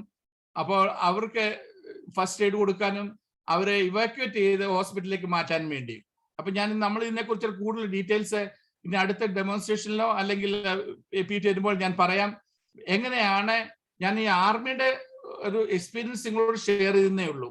പക്ഷേ civil ഞാൻ ഉണ്ടായിരുന്ന ഞാൻ അത് വരുമ്പോൾ അത് നിങ്ങളോട് സംസാരിക്കാം. നമ്മൾ ഇതിനകത്ത് നോക്കുമ്പോൾ ഇതിനകത്ത് എന്തൊക്കെയാണ് ഫേസസ് ഓഫ് ഡിസാസ്റ്റർ മാനേജ്മെന്റ്, അതായത് ഡിസാസ്റ്റർ പ്രിപ്പയർനെസ്. ഒരു ഡിസാസ്റ്റർ ഉണ്ടാവുമ്പോൾ എന്താണ് പ്രിപ്പയർ ചെയ്യേണ്ടത്? നമുക്ക് അതിന് വേണ്ടിയുള്ള മെറ്റീരിയൽസ് വേണം, അതിനുവേണ്ടിയുള്ള ടൂൾസ് എല്ലാം വേണം. അപ്പൊ അതിനുവേണ്ടി നമുക്ക് പ്രോപ്പർ ട്രെയിനിങ് അതൊക്കെ ആവശ്യമാണ് ഈ ഡിസാസ്റ്റർ പ്രിപ്പയർനെസ്സിന് വേണ്ടി. പിന്നുള്ളത് ഡിസാസ്റ്റർ ഇമ്പാക്ട്. അപ്പൊ നമ്മൾ ഈ ഒരു ഡിസാസ്റ്റർ ഉണ്ടായാൽ എത്രമാത്രം അതിന് ഇമ്പാക്ട് ഉണ്ടായി എന്നുണ്ടാകും. നമ്മൾ പലപ്പോഴും കാണും ചീഫ് മിനിസ്റ്റർ അല്ലെങ്കിൽ പ്രൈം മിനിസ്റ്റർ എയർ സർവേ നടത്തി എത്രമാത്രം ഉണ്ടെന്നുള്ളത് അസസ് ചെയ്യും, അല്ലെങ്കിൽ എന്താണ് അവർക്ക് ഹെൽപ്പ് കൊടുക്കേണ്ടത്, അല്ല എത്രമാത്രം ഉണ്ടെന്നുള്ളതിന് അതിന്റെ തുറന്ന് നടക്കും. പിന്നെ അതുപോലെ ഡിസാസ്റ്റർ റെസ്പോൺസ്. ഇങ്ങനെ വരുമ്പോൾ നമ്മളുടെ അതിനകത്ത് റെസ്പോൺസ് എങ്ങനെ നടത്തണം എന്നുള്ളത് വെറും അത്യാവശ്യമായിട്ടുള്ളൊരു കാര്യമാണ്. അപ്പൊ അതിൻ്റെയും ആവശ്യമുണ്ട്. പിന്നെ ഡിസാസ്റ്റർ റീകവറി. അത് റീകവർ ചെയ്യാനായിട്ടും പല ഡെഡ് ബോഡീസ് കാണും, പലർക്ക് കാഷ്വാലിറ്റീസ് കാണും. അവരെല്ലാം റീകവർ ചെയ്യേണ്ടതും അതിന്റെ ഒരു ഡിസാസ്റ്റർ മാനേജ്മെന്റ് ഇതാണ്. പിന്നെ ഡിസാസ്റ്റർ മിറ്റിഗേഷൻസ്. അതിനകത്ത് നമ്മൾ എങ്ങനെ അത് അവോയ്ഡ് ചെയ്യാം അല്ലെങ്കിൽ അതിനെ ഓവർകം ചെയ്യാം എന്ന് ചെയ്യേണ്ടതായിട്ടും ഉണ്ടാണ്. അപ്പൊ ഇതാണ് ഡിസാസ്റ്റർ മാനേജ്മെന്റ് പ്രത്യേകിച്ചുള്ള കാര്യം. അപ്പൊ ഡിസാസ്റ്റർ പ്രിപ്പയർനെസ്സിനെ കുറിച്ചുള്ളത് is ongoing multisectoral activity, integral part of national system responsible for developing plans and program for disaster management, prevention, mitigation, response, rehabilitation and reconstruction. ഇതെല്ലാമാണ് പ്രിപ്പയർനെസ്സിന് വേണ്ടി നമ്മൾ പ്രിപ്പയർ ആയിരിക്കണം. അപ്പൊ നമ്മൾ എല്ലാ സ്ഥലത്തിലും ഇത് ഒരു പ്രിപ്പയർഡ് ആയിട്ട് വേണം. നമ്മുടെ ഓരോ ഓർഗനൈസേഷനിലും നമ്മുടെ വീട്ടിൽ പോലും ഇതിന്റെ ഒരു പ്രിപ്പയർനെസ് ആവശ്യമാണ്. ഇത് നമ്മൾ ഒരു ഡിസ്ട്രിക്ട് ലെവലിലോ ഒരു കളക്ടറിന് വേണ്ടി ആ ലെവലിൽ മാത്രം വിടുന്നതല്ല, നമ്മുടെ സ്വന്തം വീടുകളിലും ഇതിന്റെ ആവശ്യമുണ്ട്. കാര്യം ഒരു ഡിസാസ്റ്റർ ഉണ്ടായാൽ നമ്മൾ എന്ത് ചെയ്യണം, ഒരു ഫയർ വന്നു അല്ലെങ്കിൽ എന്തെങ്കിലും ഒരു ആക്സിഡന്റ് ഉണ്ടായാൽ എന്ത് ചെയ്യണം എന്നുള്ളത് നമ്മുടെ ഡിസാസ്റ്ററിന് നമ്മുടെ ഡെയിലി ലൈഫിലും ഇതിന്റെ ആവശ്യമുണ്ട്. അതാണ് ഡിസാസ്റ്റർ. പിന്നുള്ളത് ഞാൻ പറയാനുള്ള response. By immediate reaction to disaster as a disaster is anticipated or soon after they begin, in order to assess the needs, reduce the suffering, limit the spread and consequence of the disaster, open up the way to rehabilitation. That is a mass evacuation. നമ്മുടെ flood വന്നപ്പോൾ അവരെ mass evacuation നടത്തി search and rescue. ചില ആളുകൾ miss ചെയ്യായിരിക്കും, അത് rescue ചെയ്യണം. അപ്പൊ അവരെ അത് ചെയ്യേണ്ട ആവശ്യമുണ്ട്, റെസ്പോൺസ് ചെയ്യേണ്ട ആവശ്യമുണ്ട്. എമർജൻസി മെഡിക്കൽ സർവീസ് ആവശ്യമുണ്ട്, അവർക്ക് മെഡിക്കൽ സപ്പോർട്ട് കൊടുക്കേണ്ട ആവശ്യമുണ്ട്, ഫസ്റ്റ് എയ്ഡ് കൊടുക്കണം, അവർക്ക് food and securing food and water, അത് പല സ്ഥലത്ത് നിന്നും ഫുഡ് ആൻഡ് വാട്ടർ കൊടുക്കേണ്ട ആവശ്യമുണ്ട്. Maintenance of law and order. ഈ കഴിഞ്ഞ പ്രാവശ്യം നമുക്കറിയാം ഫ്ലഡ് വന്നപ്പോൾ ഇവിടുന്ന് തന്നെ ബാംഗ്ലൂരിൽ തന്നെ ഓരോ ലോറി കണക്കിന് ഇവിടുന്ന് ഫുഡ് പോയി. പക്ഷേ വളരെ ഒരു കേട്ടതായിട്ടുള്ള സംഭവം, അധികം ഫുഡുകളെല്ലാം അങ്ങും ഇങ്ങും വലിച്ചെറിഞ്ഞിട്ട് അധികം വേണ്ടാഞ്ഞിട്ട് അങ്ങ് കളഞ്ഞു കഴിഞ്ഞത് ആ ഒരു ഫീഡ്ബാക്ക് ഞങ്ങൾക്ക് കിട്ടിയപ്പോൾ ഇവിടെയുള്ള മിക്ക മലയാളികൾ തന്നെയല്ല മറ്റുള്ളവരും ചെയ്തു, അവർക്കൊക്കെ വളരെ ദുഃഖമുണ്ടായി. ഇത് നമ്മൾ ഇത്ര പ്രയാസപ്പെട്ട് കൊടുത്തു വിട്ടിട്ടും അവർ ഉപകരിച്ചില്ലല്ലോ, അത് വലിച്ചെറിഞ്ഞു കളഞ്ഞിട്ട് വേണ്ടി മാത്രം ഉപയോഗിച്ചുള്ളെന്നുള്ളത്. അപ്പൊ അങ്ങനെയുള്ള സംഭവങ്ങളും ഉണ്ട്, ഒരു നെഗറ്റീവ് ഒരു ഇഫക്റ്റും ഉണ്ടാവും. അപ്പൊ അതൊക്കെ നമ്മളൊന്ന് കൺട്രോൾ ചെയ്യേണ്ടതായിട്ടുണ്ട്. പിന്നുള്ളത് disaster preparedness, coordination of various sector to carry out evaluation of the risk, adopt standards and regulations. Regulations ഉണ്ടാക്കണം, organize communications and response mechanism, ensure all resources ready and easily mobilized, develop a public education program, coordinate informations within news media, disaster simulation exercise. Mock drills weekly കരുതണം. അപ്പൊ ഇങ്ങനെ പല കാര്യങ്ങളും നടത്തേണ്ടതായിട്ടുള്ള ആവശ്യമുണ്ട്. പ്രത്യേകിച്ച് foreign കൺട്രീസിലൊക്കെ ആണെങ്കിലും ഇത് വളരെ റിലീജിയസ് ആയിട്ട് നടക്കുന്നുണ്ട്. നമ്മുടെ ഇന്ത്യയിൽ മാത്രമേ ഉള്ളൂ ഇത് ഈ ഒരു മോക്ക് ഡ്രില്ല് വളരെ ഇല്ലാത്തത്. ഞാൻ ആർമിയിൽ നിന്നും വോളണ്ടറി റിട്ടയർമെന്റ് എടുത്തു കഴിഞ്ഞിട്ട് സത്വ എന്ന് പറഞ്ഞ ഒരു ബിൽഡേഴ്സിന്റെ കൂടെ ഒരു GM ഫെസിലിറ്റി മെയിൻ്റെനൻസിന്റെ ഒരു GM ആയിരുന്നു. അപ്പൊ ഞങ്ങളുടെ ആ ബിൽഡിങ് ഈ ഒരു MNC കമ്പനി കൊടുക്കണമെങ്കിൽ അവർ ഇതെല്ലാം ടെക്നിക്സും എല്ലാം ചെക്ക് ചെയ്തിട്ട് അത് കംപ്ലീറ്റ് ഉണ്ട്. 6 മാസത്തിൽ ഒരിക്കലെങ്കിലും ഒരു മോക്ക് ഡ്രിൽ നടത്തിയിരിക്കും ആ ബിൽഡിങ്ങില്, എന്നിലേ അവരത് സർട്ടിഫൈ ചെയ്യത്തുള്ളൂ, അത് റെന്റിന് എടുക്കത്തുള്ളൂ. അതേസമയം നമ്മൾ മറ്റുള്ളവർ ഇന്ത്യൻ കമ്പനി ആണെങ്കിൽ നോട്ട് ബോധേഡ്, അവർ അതിനെക്കുറിച്ച് ഒന്നും ചിന്തിക്കുന്നതേ ഇല്ല. ഒരു പ്രിപ്പയർനെസ് വന്നു കഴിഞ്ഞ ഒരു ഇങ്ങനത്തെ ഒരു ഡിസാസ്റ്റർ വന്നു കഴിയുമ്പോഴാണ് ചിന്തിക്കുന്നത് എന്താണ് ചെയ്യേണ്ടതെന്നുള്ളത്. ഞാൻ ഈ ഇവാക്യുവേഷനെ കുറിച്ച് പറയുമ്പോൾ ഞാൻ ഉദ്ദേശിക്കുന്നത് ഒരു MNC കമ്പനിയുടെ ഉപയോഗിക്കാനായിട്ടുള്ളത് ഞാൻ ഉദ്ദേശിക്കുന്നു. അത് അവിടെ എന്തെന്ന് വെച്ചാൽ അതിൽ തന്നെ ആ ഓർഗനൈസേഷനിൽ തന്നെ ആ കമ്പനിയിൽ തന്നെ ഈ ഞാൻ പറഞ്ഞ 4 ഡിവിഷൻസ് ഉണ്ടാക്കുന്നു. പെട്രോളിങ്ങിന് വേണ്ടി മറ്റേ എന്താ പറയുന്നത് ചുറ്റും നിൽക്കുന്നതിന് വേണ്ടി cordon party, first aid party, അങ്ങനെ പലരും ഈ 4 രീതിയിലും 4 പാർട്ടീസിനെയും അവർ തന്നെ വോളണ്ടിയേഴ്സ് വർക്കേഴ്സ് തന്നെ അല്ലെങ്കിൽ എംപ്ലോയീസ് അതിൻ്റെ അകത്ത് ചെയ്യുന്നുണ്ട്. അപ്പൊ അങ്ങനെ അവര് മാസത്തിലോ അല്ലെങ്കിൽ 6 മാസത്തിനുള്ളിൽ ഒരു എമർജൻസി ഇവാക്യുവേഷൻ പ്ലാൻ നടത്തി അവർക്ക് അതിൻ്റെ SOP ഉണ്ട്, അത് നടത്തി അത് എല്ലാവർക്കും അറിയാം അവരുടെ ഡ്യൂട്ടീസ് എന്താണെന്നുള്ളത്. അപ്പോൾ ഞാൻ ഇനി അടുത്ത വീഡിയോ കാണിക്കുമ്പോൾ അതിനെക്കുറിച്ച് കൂടുതൽ പറയാമെന്ന് ഉദ്ദേശിക്കുന്നു. ഇനി നമുക്ക് ഉദ്ദേശിക്കേണ്ടത് in case of fire an immediate evacuation to a predetermined area away from your facility may be necessary. We are going to go to നമ്മള് ഒരു അസംബ്ലി ഏരിയ എന്ന് പറയും. നമ്മൾ സേഫ് ആയിട്ടുള്ള ഒരു സ്ഥലത്തായിട്ട് പോകേണ്ടതാണ്. അതിന് തന്നെ ഒരു പ്രത്യേക ഡീറ്റെയിൽസ് പറയാനുണ്ട്. അത് പിന്നീട് സമയമുള്ളപ്പോൾ ഞാൻ പറയാം.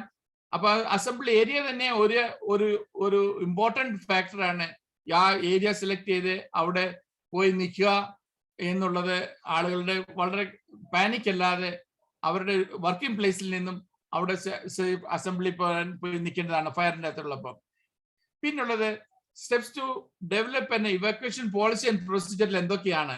Determine the conditions under which evacuation would be necessary, establish a clear chain of command, establish a specific evacuation procedures, establish system for accounting of personnels, consider employees. For example നമ്മൾ ഒരു working പ്ലേസിൽ നിന്ന് ഡിവാക്ട് ചെയ്യുമ്പോൾ ചിലപ്പോൾ ചിലര് ടോയ്ലറ്റിലായിരിക്കും. അപ്പോൾ ഒരാളെ നിയമിച്ചിട്ടുണ്ട് എല്ലാ ഈവൻ ടോയ്ലറ്റിൽ പോയി ചെക്ക് ചെയ്യാനായിട്ട് ആള് അവിടെ ഉണ്ടോ ഇല്ലയോ എന്നുള്ള കാര്യം നമ്മൾ അറിയത്തില്ല. അവിടെ ആളുണ്ടോ ഇല്ലയോ, ഇല്ലെങ്കിൽ അത് ഫയറിൻ്റെതോ അല്ലെങ്കിൽ ഒരു ഡിസാസ്റ്റർ ആയി കഴിയുമ്പോൾ അത് നടക്കുമല്ലോ. അപ്പൊ അങ്ങനെയുള്ള ഒരു കാരണങ്ങളിൽ അത് കൺസിഡർ ചെയ്യാനുള്ള അക്കൗണ്ടബിലിറ്റി ഉണ്ടായിരിക്കണം. അതുപോലെ transportation needs for community wide evacuation വേണ്ടി വരും. Establish procedures for assisting personnels evacuations. അങ്ങനെ അപ്പൊ ഭാഷ സംസാരിക്കാൻ മേത്തവർക്ക് എന്താണ് ചെയ്യേണ്ടത് അതിനു വേണ്ടിയുള്ളതും പ്രൊസീജിയേഴ്സും എല്ലാം നമ്മുടെ പോളിസിയിലും പ്രൊസീജിയറിലും വേണം. Designate personnel to continue or shut down critical operations. Especially ഒരു മൾട്ടി സ്റ്റോറി ബിൽഡിംഗ് ആണെങ്കിൽ ആദ്യം ഓഫ് ചെയ്യുന്നത് ലിഫ്റ്റ് ആണ്. അതുപോലെ ഇലക്ട്രിക്കൽ കണക്ഷൻസ് എല്ലാം സ്വിച്ച് ഓഫ് ചെയ്യും.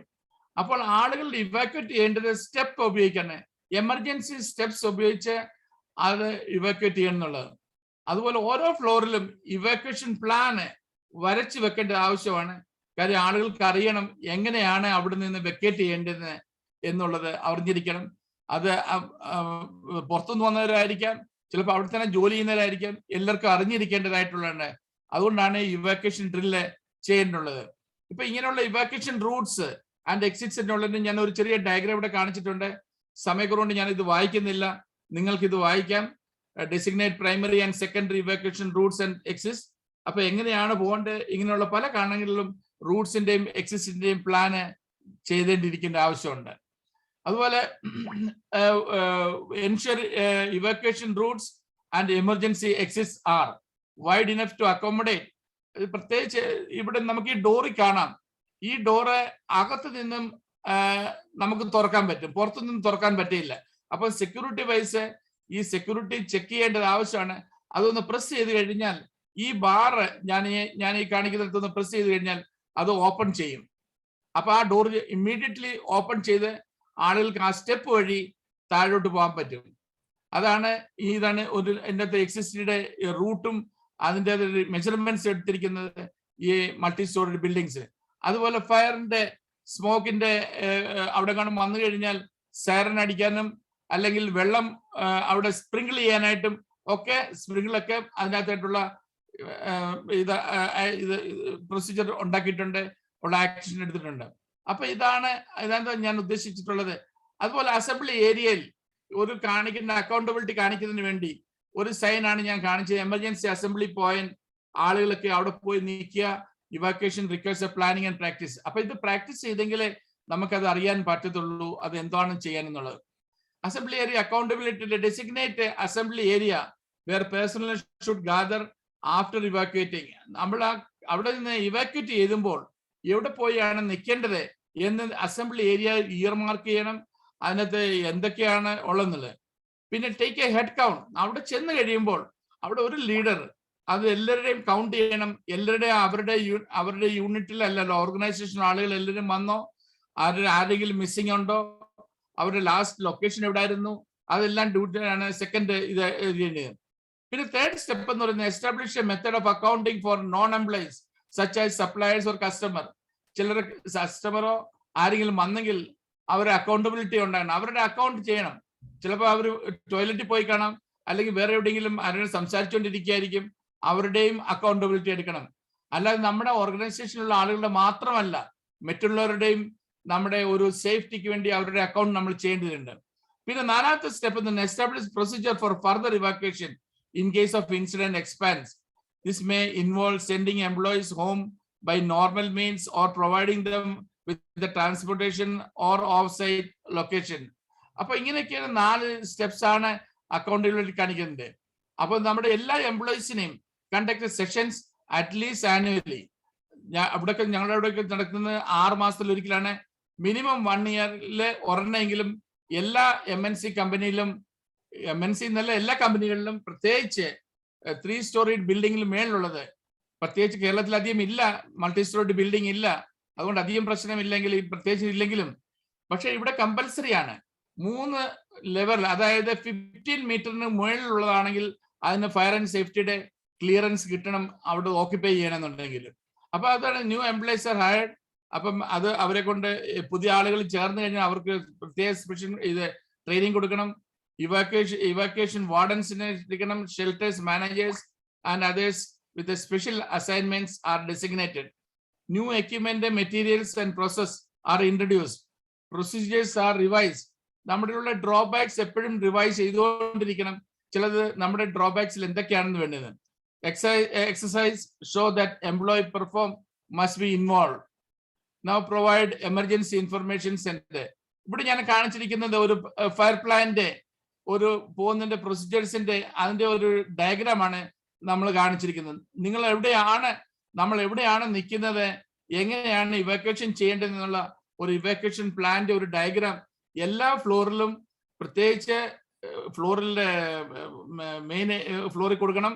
അതുപോലെ ഓരോ ബിൽഡിംഗ്, ഓരോ റൂമിലും അത് കൊടുത്താൽ അവർക്ക് അത് കണ്ടുപിടിക്കാനായിട്ട് സാധിക്കും. അപ്പൊ ഇങ്ങനെയാണ് പ്രൊവൈഡ് പോസ്റ്റേഴ്സും കൺസിഡേഴ്സും എല്ലാം ചെയ്യേണ്ടതായിട്ടുള്ള ആവശ്യമുണ്ട്. By keeping these guidelines in place, practicing evacuation, we can ensure that our employees know how to safely access the facility and avoid panic.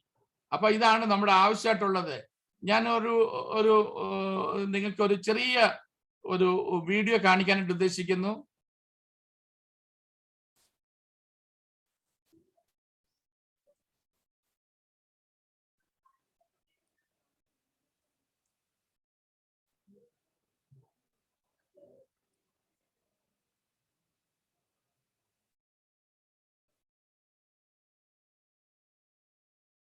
എന്താണ് ഈ ഡിസാസ്റ്റർ എന്നുള്ളത് ഒരു ചെറിയ video.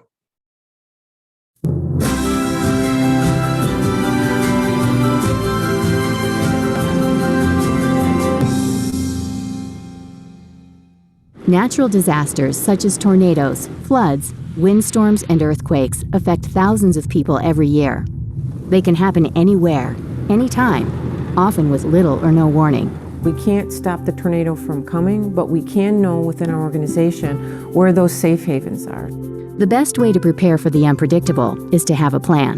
So the things that we do ahead of time from a pre-planning and a drill perspective are really important. Knowing the potential threats or hazards your organization could face and having people appropriately trained to handle them will help you react effectively in an emergency.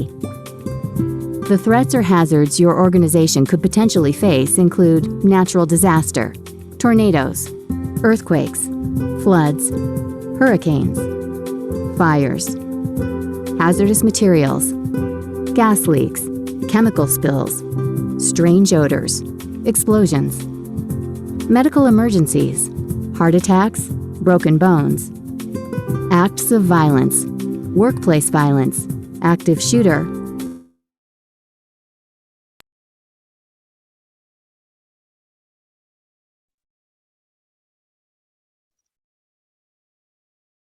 Video ഓണായോ?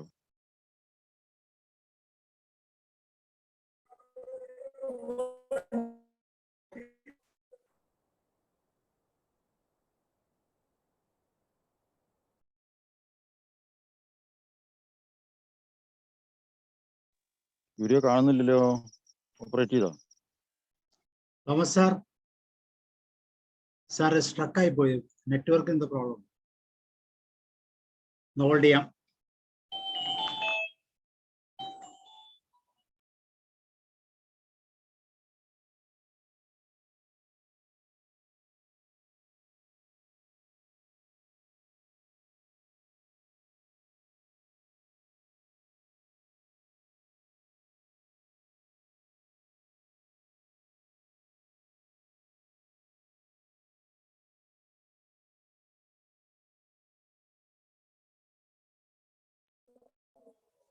സാറേ, Thomas sir വരുന്നവരേക്ക് നമുക്ക് സംസാരിക്കാൻ പറ്റുമോ? Hello, ഡിസാസ്റ്ററിനെ കുറിച്ചാണ് മാം, പറഞ്ഞോളൂ. അതെ അത് തന്നെ. ഈ പറഞ്ഞോളൂ. 2 ആഴ്ച മുമ്പ് ഞങ്ങളുടെ ഓഫീസിൽ ഒരു വലിയ തീപിടുത്തം നടന്നു. അതിനെ കുറിച്ചാ. ഹലോ, പറഞ്ഞോളൂ. അതാണ്. അപ്പൊ ഞങ്ങളുടെ ഓഫീസില് ഒരു ഷെഡാണ്, വലിയൊരു ഷെഡ്. അതിലിങ്ങനെ ഒരു ഭാഗത്ത് പേപ്പറുകൾ ഉണ്ടായിരുന്നു, പിന്നെ വേറൊരു റൂമില് നിറയെ മെറ്റീരിയൽസ് ആയിരുന്നു, സ്മാർട്ട് മീറ്ററുകളും കുറെ സാധനങ്ങൾ ഉണ്ടായിരുന്നു. ഇപ്പോഴും അത് ഞങ്ങളുടെ ആ ഒരു ഏരിയ ഒരു ശവപ്പറമ്പ് പോലെ ഉണ്ട്. അത്രയും കുറെ ഏരിയയിലേക്ക് സാധനങ്ങൾ, ഞങ്ങളുടെ കുറെ പ്രോഡക്ട്സ് അതിൻ്റെ അകത്തുണ്ടായിരുന്നു. അതിങ്ങനെ ഞങ്ങളൊരു പുതിയ fire and safety fire system പുതുതായിട്ട് ലേ ചെയ്ത് കഴിഞ്ഞ ഉടനെ തന്നെയാണ് സംഭവിച്ചത്. അത് കാരണം ഞങ്ങൾക്ക് കുറെ കൂടി നന്നായി അതിനെ മാനേജ് ചെയ്യാൻ പറ്റി. എന്നിട്ടും ഒരു 4 ഫയർ എഞ്ചിനുകൾ വന്നു. ഉച്ചയ്ക്കാണ് സംഭവിച്ചത്. രാത്രിയൊക്കെ ആണെങ്കിൽ ഞങ്ങളുടെ കമ്പനി ടോട്ടലി കത്തിപ്പോയിട്ടുണ്ടാവും. സുരേഷ് ബാബു സാറില്ലേ? ഉണ്ടോ? സാറിന്റെ ശബ്ദം കേട്ട പോലെ തോന്നുന്നു. സുരേഷ് ബാബു സാറാണ് ഞങ്ങൾക്ക്.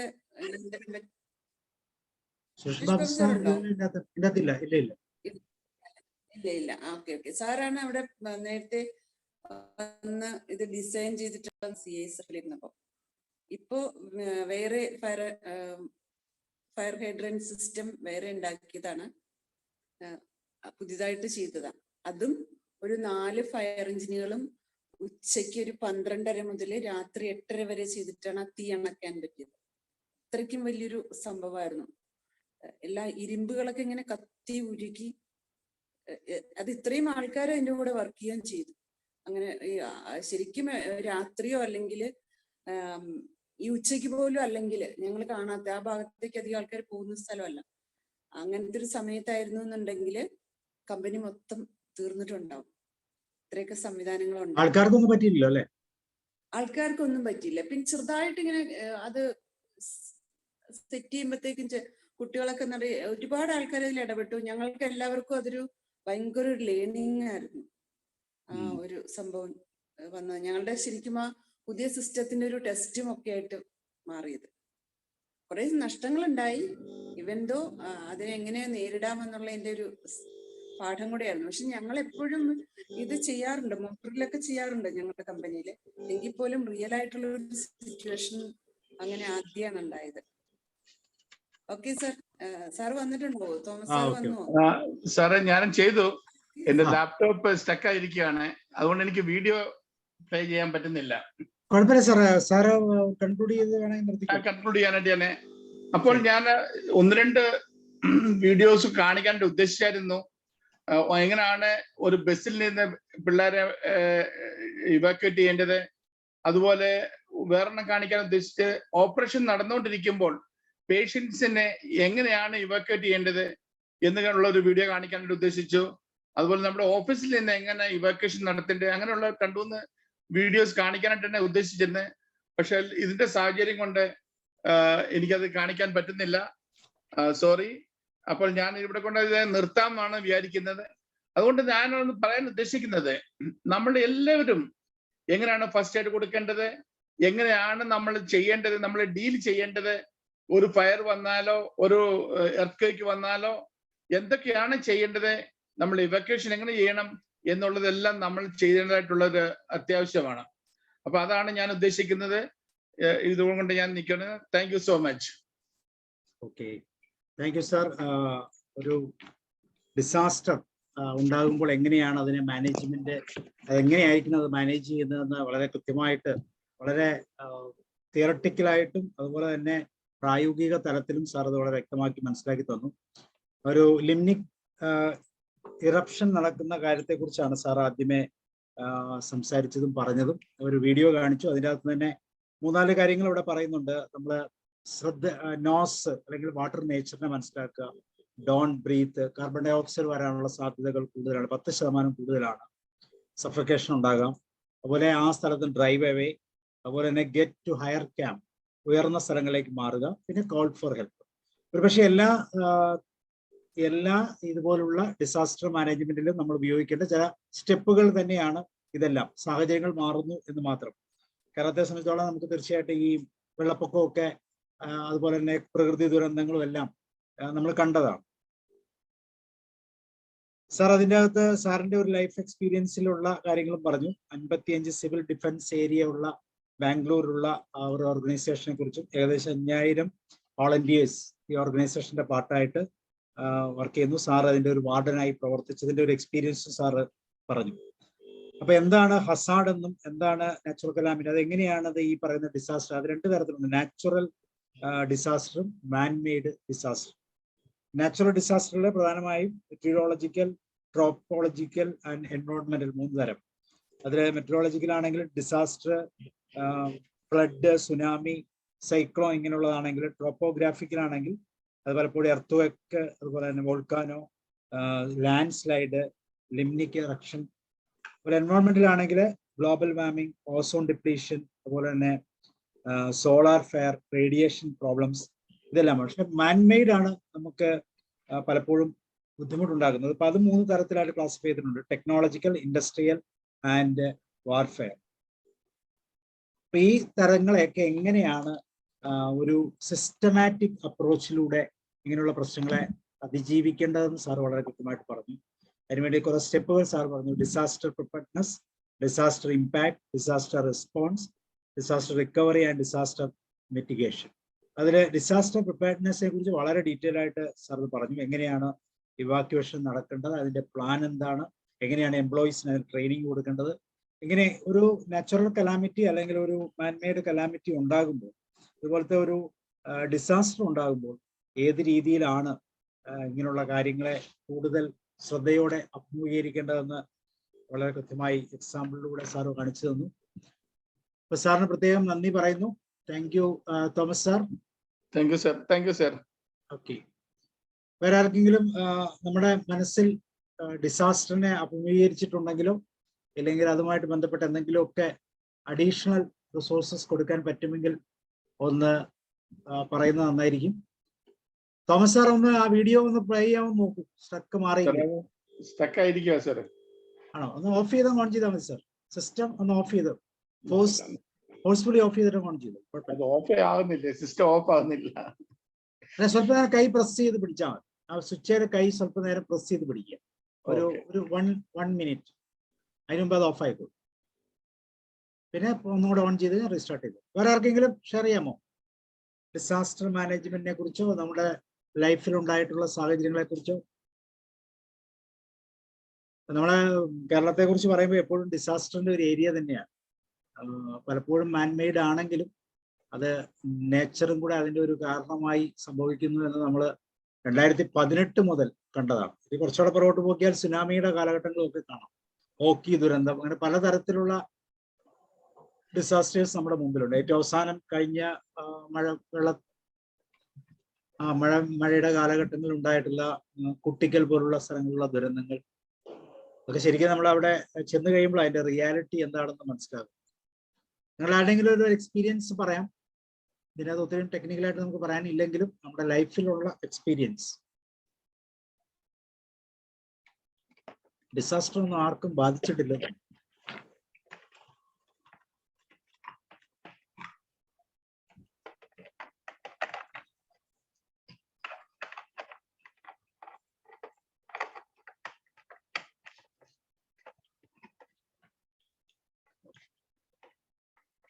സാർ ഓണായോ? ഇല്ല, ആയിക്കൊണ്ടിരിക്കുന്നു. ഓണായിക്കോ സാർ, കംഫർട്ടായിട്ട് ചെയ്തു, കുഴപ്പമില്ല. ധൃതി പിടിക്കും. ആർക്കെങ്കിലും എന്തെങ്കിലും ചോദിക്കാനോ എല്ലാം ഉണ്ടെങ്കിൽ പറയാം. ചോദിക്കാം. സാർ റിട്ടയർമെന്റ് ശേഷമായിരുന്നോ അതോ സർവീസിൽ ഇരിക്കുമ്പോഴാണോ? ഇല്ല, റിട്ടയർ ചെയ്തേ. അപ്പൊ അത് ഒരു ഓർഗനൈസേഷൻ ആണോ? ഒരു ഗവൺമെന്റ് ഓർഗനൈസേഷൻ? ഇപ്പോഴും കേരളത്തിലും ഉണ്ടത്. Fire department അണ്ടറിലുണ്ട്. ഓ ശരി. അത് ഇപ്പൊ നമ്മള് ഡിസാസ്റ്റർ സമയത്ത് നമുക്ക് ആക്ടിവിറ്റി ചെയ്യാൻ വേണ്ടിയിട്ടുള്ള ചില ഓർഗനൈസേഷൻ അതിന്റെ ഫയറുമായിട്ട് ബന്ധപ്പെട്ടല്ലോ. ഫയറുമായിട്ടുള്ള അപ്പൊ അവരാണ് ട്രെയിനിങ് തരുന്നത്, ഫയർ ഡിപ്പാർട്ട്മെന്റ്. 2018 വെള്ളം വന്നതിന് ശേഷം, ആ വെള്ളപ്പൊക്കത്തിന് ശേഷം അങ്ങനത്തെ കുറെ പ്രോഗ്രാംസ് ഒക്കെ കണ്ടിരുന്നു.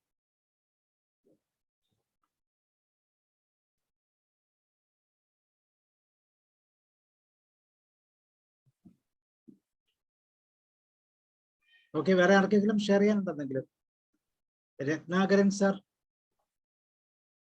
ജോബി സാർ. സാറിന്റെ കോളേജിലൊക്കെ ഇഷ്ടംപോലെ ഇതുപോലത്തെ മാൻമേഡ് ഡിസാസ്റ്റർ എന്ന് പറഞ്ഞാൽ ഞാനിപ്പം സാറ് പറഞ്ഞ പോർക്കായിരുന്നു. ഞങ്ങളൊക്കെ സെന്റ് തോമസ് കോളേജിൽ പഠിക്കുമ്പോൾ 1976 കാലഘട്ടങ്ങളാണ്. അപ്പൊ ഞങ്ങളെ സംബന്ധിച്ചിടത്തോളം ഞങ്ങളുടെ കോളേജ് ഫുള്ളി ആൺകുട്ടികളുടെ കോളേജും അതിനോട് ചേർന്ന നേരെ വൈഡ് ഓപ്പോസിറ്റ് സൈഡില് പെൺകുട്ടികൾക്കായിട്ട് അൽഫോൻസ കോളേജും ഉണ്ടായിരുന്നു. അപ്പം ഒരിക്കല് ഞങ്ങളുടെ കോളേജിലെല്ലാം കൂട്ടമണി അടിച്ചിട്ട് അനൗൺസ് ചെയ്തു എല്ലാവരും അൽഫോൻസ കോളേജിലേക്ക്. അപ്പൊ അൽഫോൻസ കോളേജിൽ പോവാന്ന് പറയുന്നത് അന്നത്തെ കാലത്ത് സ്വർഗത്തിൽ പോകുന്നതിന് തുല്യമാണ് ഞങ്ങൾക്ക്. അപ്പൊ അങ്ങനെ നേരെ എല്ലാവരും കൂടെ അൽഫോൻസ കോളേജിൽ പോയി. സംഭവിച്ചതെന്ന് വെച്ചാൽ അൽഫോൻസ കോളേജിലെ കെമിസ്ട്രി ലാബില് എന്തോ കെമിക്കലിന് തീ പിടിച്ച് അത് എക്സ്പോർട്ട് ചെയ്ത് കുറെ പുക തീ എല്ലാം കൂടെ വന്നു. അപ്പൊ പെൺകുട്ടികളല്ലേ, അവരെല്ലാം കൂടി അതിന് മേളിൽ കൂടെ ഓടി. ചിലര് മേളിൽ നിന്നെടുത്ത് താഴോട്ട് ചാടി, ചിലര് ഈ അവിടെ ഒരു ചെറിയ വറക്ക നീണ്ടു നിപ്പുണ്ടായിരുന്നു, ഷെയ്ഡ് പോലെ. അവത്തേലോട്ട് ചാടിയിട്ട് അവർക്ക് താഴോട്ടും ചാടത്തില്ല മേലോട്ടും ചാടത്തില്ല, താഴെ ഒരു കുളം പോലെ ഒരു സ്ഥലമായിരുന്നു. അങ്ങനെ അവരെല്ലാം അവിടെ കിടന്ന് കാറി അതിഭയങ്കര ബഹളം നടക്കുമ്പോഴാണ് ഞങ്ങളൊക്കെ ചെല്ലുന്നത്. അപ്പൊ ആർക്കും എന്താ സാറിപ്പം പറഞ്ഞ പോലെ ശരി, ആർക്ക് എന്താണ് ചെയ്യേണ്ടതെന്ന് അറിയാൻ മേലാത്ത ഒരു വലിയ സിറ്റുവേഷൻ. ആ സിറ്റുവേഷനെ മാനേജ് ചെയ്യാനായിട്ട് നമുക്ക് അറിവുണ്ടെങ്കിൽ നമുക്ക് ചെയ്യാനായിട്ട് സാധിക്കും. പിന്നെ കുറച്ച് കുറെ ആൾക്കാർ ഗോണി കൊണ്ടുവന്നു, ഇവരെ ഇറക്കി, ഇങ്ങനെയൊക്കെ ആ സിറ്റുവേഷൻ നേരിട്ടിരുന്നു. അപ്പം നമുക്കറിയാം എല്ലാ വർഷവും വെള്ളപ്പൊക്കം ഉണ്ടാവും. വെള്ളപ്പൊക്കം എന്ന് പറയുന്നത് ഒരു വലിയ ഡിസാസ്റ്ററാണ് കേരളത്തെ സംബന്ധിച്ച്. ഞാനിപ്പോ ഒരു വീട്ടിൽ പോയിട്ട് വരികയാണ് പാലായിക്കടുത്ത്. അപ്പൊ അവരുടെ വീടിന്റെ അടുക്കള കംപ്ലീറ്റ് അവർ പൊളിച്ചു പണിയുവാണ്. എന്നാന്ന് വെച്ചാൽ എല്ലാ വർഷവും അടുക്കള വെള്ളം കയറും, കബോർഡ് മുഴുവൻ പോകും. അപ്പം വെള്ളം വന്നാലും കുഴപ്പമില്ലാത്ത കബോർഡ് അവർ പണിയുന്നു. അപ്പം ഈ ഡിസാസ്റ്റർ എന്ന് പറയുന്നത് മാനേജ് ചെയ്യാനായിട്ട് വെള്ളം കയറുന്ന സ്ഥിരം വീടുകളുണ്ടല്ലോ, അവരെയൊക്കെ നേരത്തെ തന്നെ എക്യുപ്ഡ് ആക്കണം. വെള്ളം വന്നാൽ എന്താ ചെയ്യേണ്ടത്, നിങ്ങൾ അതിനു വേണ്ടിയിട്ട് മുമ്പ് എന്തൊക്കെ പ്രിക്കോഷൻ നേരത്തെ തന്നെ എടുത്തു വെക്കണം, വെള്ളം വരുമ്പോഴേ സ്ഥലം വിടത്തക്ക രീതിയിലുള്ള സംവിധാനം ഒരുക്കണം. ഇങ്ങനെയൊക്കെയുള്ള കാര്യങ്ങൾ ഇപ്പൊ നമുക്കറിയാം. നമ്മുടെ സാബു സാറ് വെള്ളപ്പൊക്കം നടന്ന സ്ഥലം പോയി കണ്ടു, പിന്നെ ഫോട്ടോ എവിടെ ഇട്ടിരുന്നതാണ്. എന്തുമാത്രം ഡിസാസ്റ്റർ ആണ് അവിടെ സംഭവിച്ചിരിക്കുന്നത്. അപ്പൊ ആ ഡിസാസ്റ്റർ കുറെയൊക്കെ സംഭവിച്ചാൽ മനുഷ്യജീവൻ രക്ഷപ്പെടുത്തുക എന്നുള്ളതാണല്ലോ ആയിട്ടുള്ള കാര്യം. അപ്പൊ തീർച്ചയായിട്ടും ഇന്നത്തെ ക്ലാസ് വളരെ പ്രയോജനപ്പെട്ടതായിരുന്നു. തോമസ് സാറിന് പ്രത്യേകം നന്ദി. Thank you.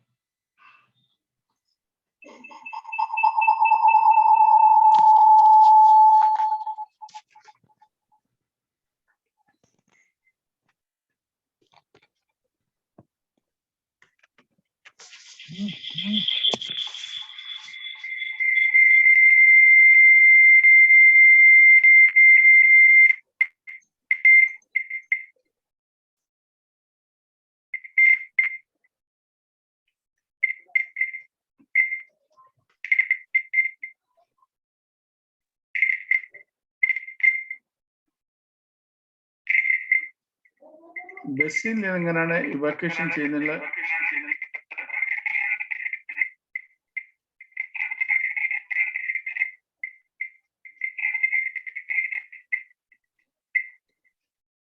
വീഡിയോ കാണുന്നില്ലല്ലോ സാർ. സാർ അത് പ്ലേ ചെയ്ത് സ്റ്റാർട്ട് ആയില്ല.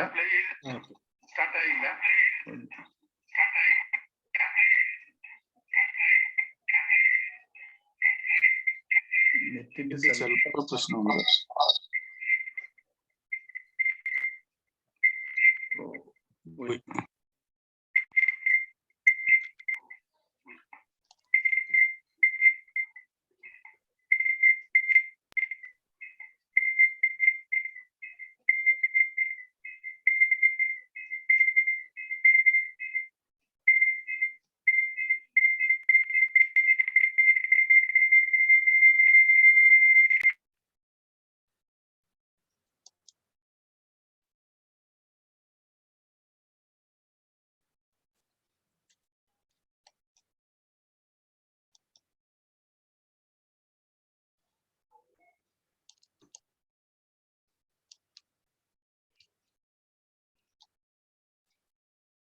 സാർ അത് സാറ് പ്രസ് ചെയ്യുന്നത് സൂമിന്റെ ഇതാണ്. ചെയ്യുന്നത്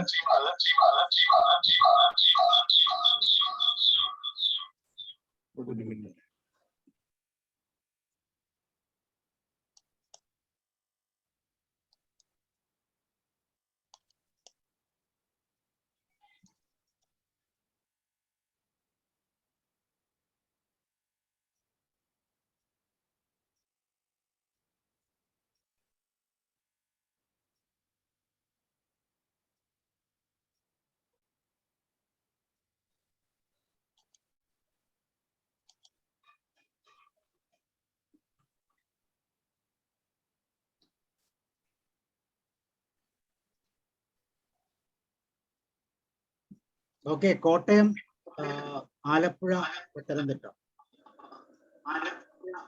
വേണമെങ്കിൽ ഇടുക്കിയും പോവാം. ഇടുക്കി ആക്കിക്കോളൂ, പത്തനംതിട്ട മാറ്റിക്കോളൂ. Loudoun County Schools Transportation Department has created this video as a learning tool in instructing our precious Chicago in school bus safety on how to evacuate a school bus in the event of an emergency and to avoid panic by familiarizing school personnel and students in procedures for quickly and safely leaving the bus.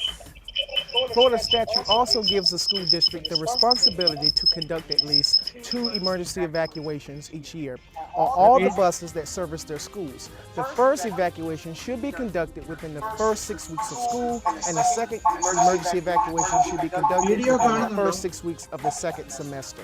All school bus evacuation drills should be conducted on school grounds under the supervision of a principal. Sir അത് കാണാൻ പറ്റുന്നുണ്ടോ video? സാറേ കാണുന്നില്ല കാണുന്നില്ല. Principals designate along with the cooperation of a school bus driver. The school district also will document each evacuation on the form provided by their local transportation department and also keep record in their school files. This Also will document each evacuation on the form provided by their local transportation department and also sir ഏതോ പ്രശ്നമുണ്ട്.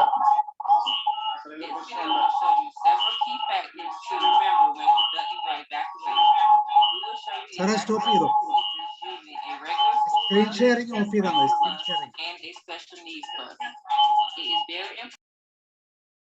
Screen sharing of ചെയ്താൽ മതി. Okay, കുഴപ്പമില്ല, it's okay. നിമിഷം, ഒരു minute, ഞാൻ തിരിച്ചു വിളിക്കാവേ.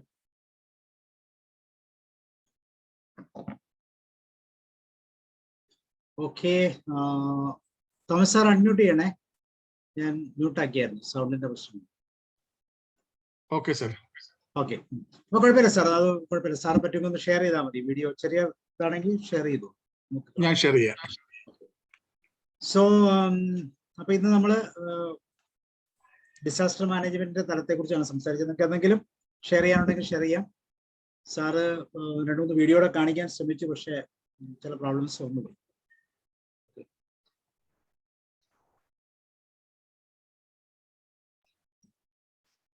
വേറെ ആർക്കെങ്കിലും എന്തെങ്കിലും?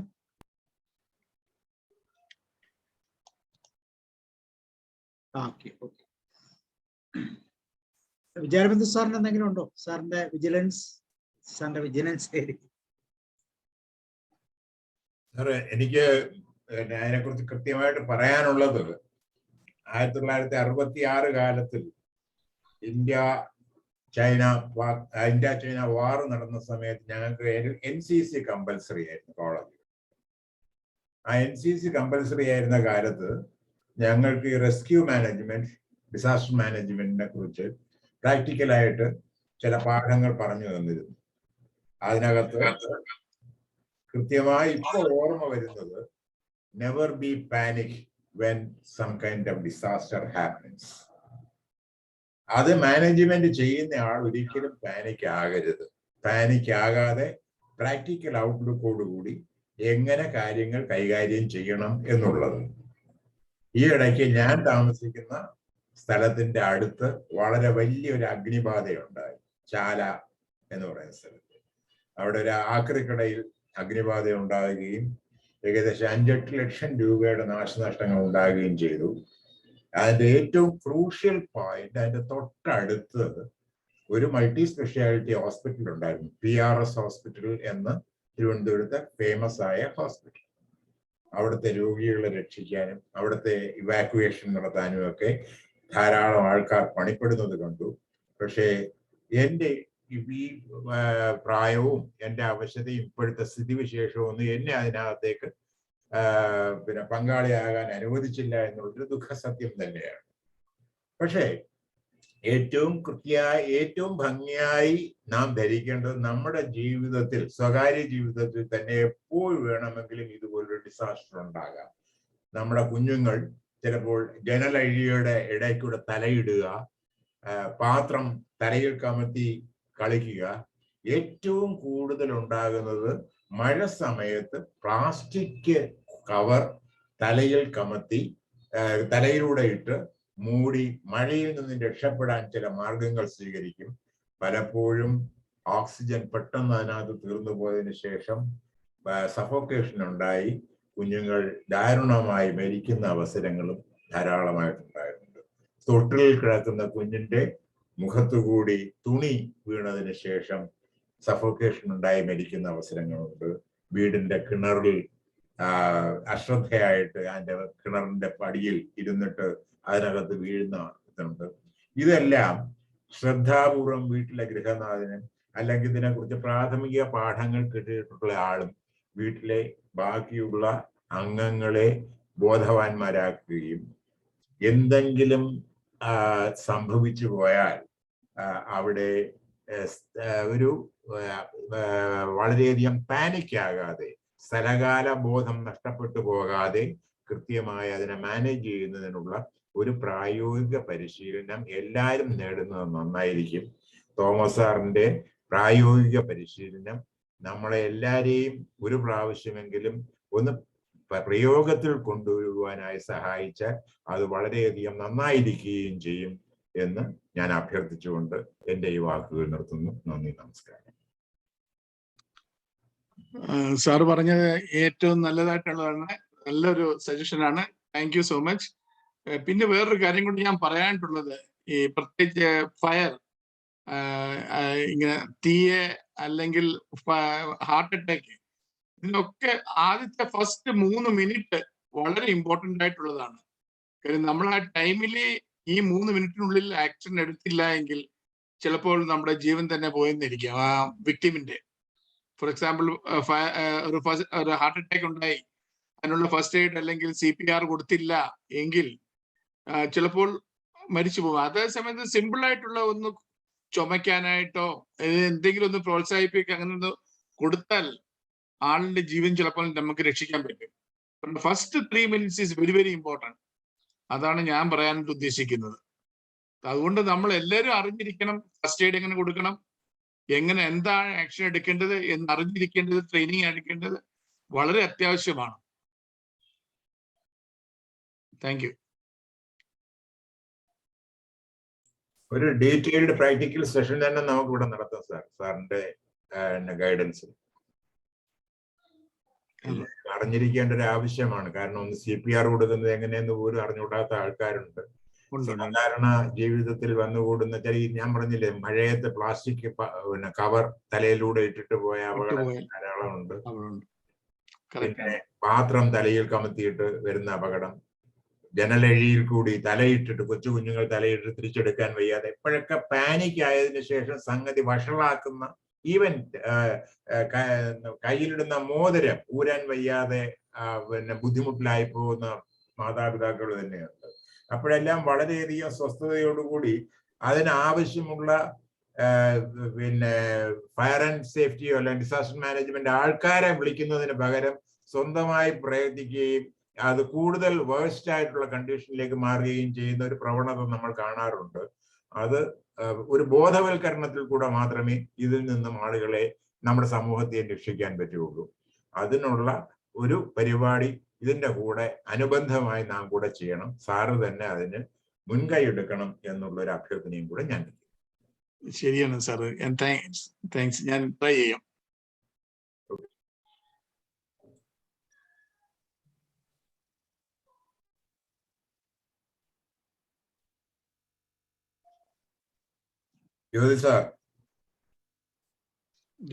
ജ്യോതികുമാർ സാർ എന്തെങ്കിലും പറയാനുണ്ടോ?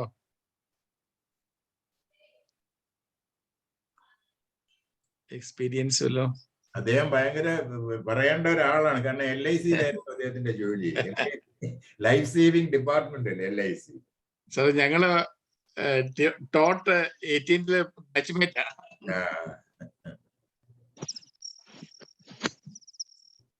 എനിക്കൊരു സംശയം ചോദിക്കാനുണ്ട്. ചോദിച്ചോ ജഗതി മാഡം. ഇപ്പൊ ഞാൻ പറഞ്ഞില്ലേ, ഞങ്ങളുടെ ഓഫീസിലുണ്ടായിന്ന് ഒരു ഇൻസിഡന്റ് ഉണ്ടായിന്ന് പറഞ്ഞില്ലേ, അതിന് ഞങ്ങൾക്ക് ഇൻഷുറൻസ് കിട്ടില്ലേ?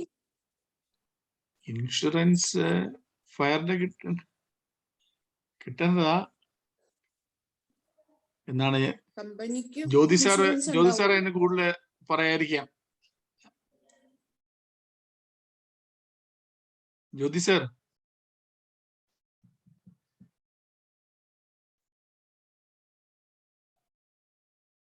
ജ്യോതി സാർ ഭക്ഷണം കഴിക്കാൻ പോയിക്കാണുന്നു.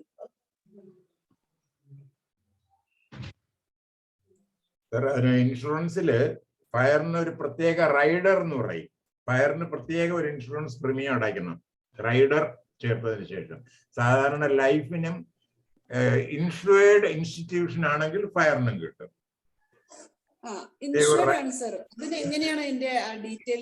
ഇൻഷുവേർഡ് ആണെങ്കിൽ സംഘടിപ്പിച്ചു കൊടുക്കണ്ടേ? ഫയറിന് പ്രത്യേക ഒരു റൈഡർ ചേർക്കണം മാഡം, എങ്കിലേ കിട്ടുള്ളൂ. റൈഡർ അതിനെക്കുറിച്ച് പറയാൻ ജ്യോതി സാറാണ് കോമ്പീറ്റന്റ് അതോറിറ്റി. കാരണം insurance for the safety of the building and for the safety of the staff, members of staff നമ്മൾ ഇൻഷുർ ചെയ്തിരിക്കും. പക്ഷെ ഫ്ലഡ് ആൻഡ് ഇലക്ട്രിക്കൽ ഫെയില്യൂർ, ഇതിനെല്ലാം പ്രത്യേകം വകുപ്പുകൾ അനുസരിച്ച് പ്രത്യേകം പ്രീമിയം അടയ്ക്കണം, എക്സ്ട്രാ പ്രീമിയം കൂടെ അടയ്ക്കണം. അതിനാണ് റൈഡർ എന്ന് പറയുന്നത്. അതുണ്ടെങ്കിൽ മാത്രമേ കിട്ടുള്ളൂ. മാത്രമേ ആ പ്രത്യേക ഇൻസിഡന്റിന്, ആ പ്രത്യേക കലാമിറ്റിക്ക് നമുക്ക് ക്ലെയിം ചെയ്യാൻ പറ്റുള്ളൂ. സാറേ, അപ്പൊ ഈ ഒരു പൊതുമേഖലയ്ക്കൊക്കെ അതുണ്ടാവത്തില്ലേ? സാധാരണ വേണം എന്നുള്ളതാണ് നിയമം. ഈ പൊതുമേഖല എന്ന് പറഞ്ഞാൽ പൊതുവെ ആൾക്കാർ ശ്രദ്ധയില്ലാതെ ചെയ്യുന്ന കാര്യമാണ് ഈ പൊതുമേഖല എന്ന് പറയുന്നത്. അങ്ങനെ ബുദ്ധിമുട്ടുകൾ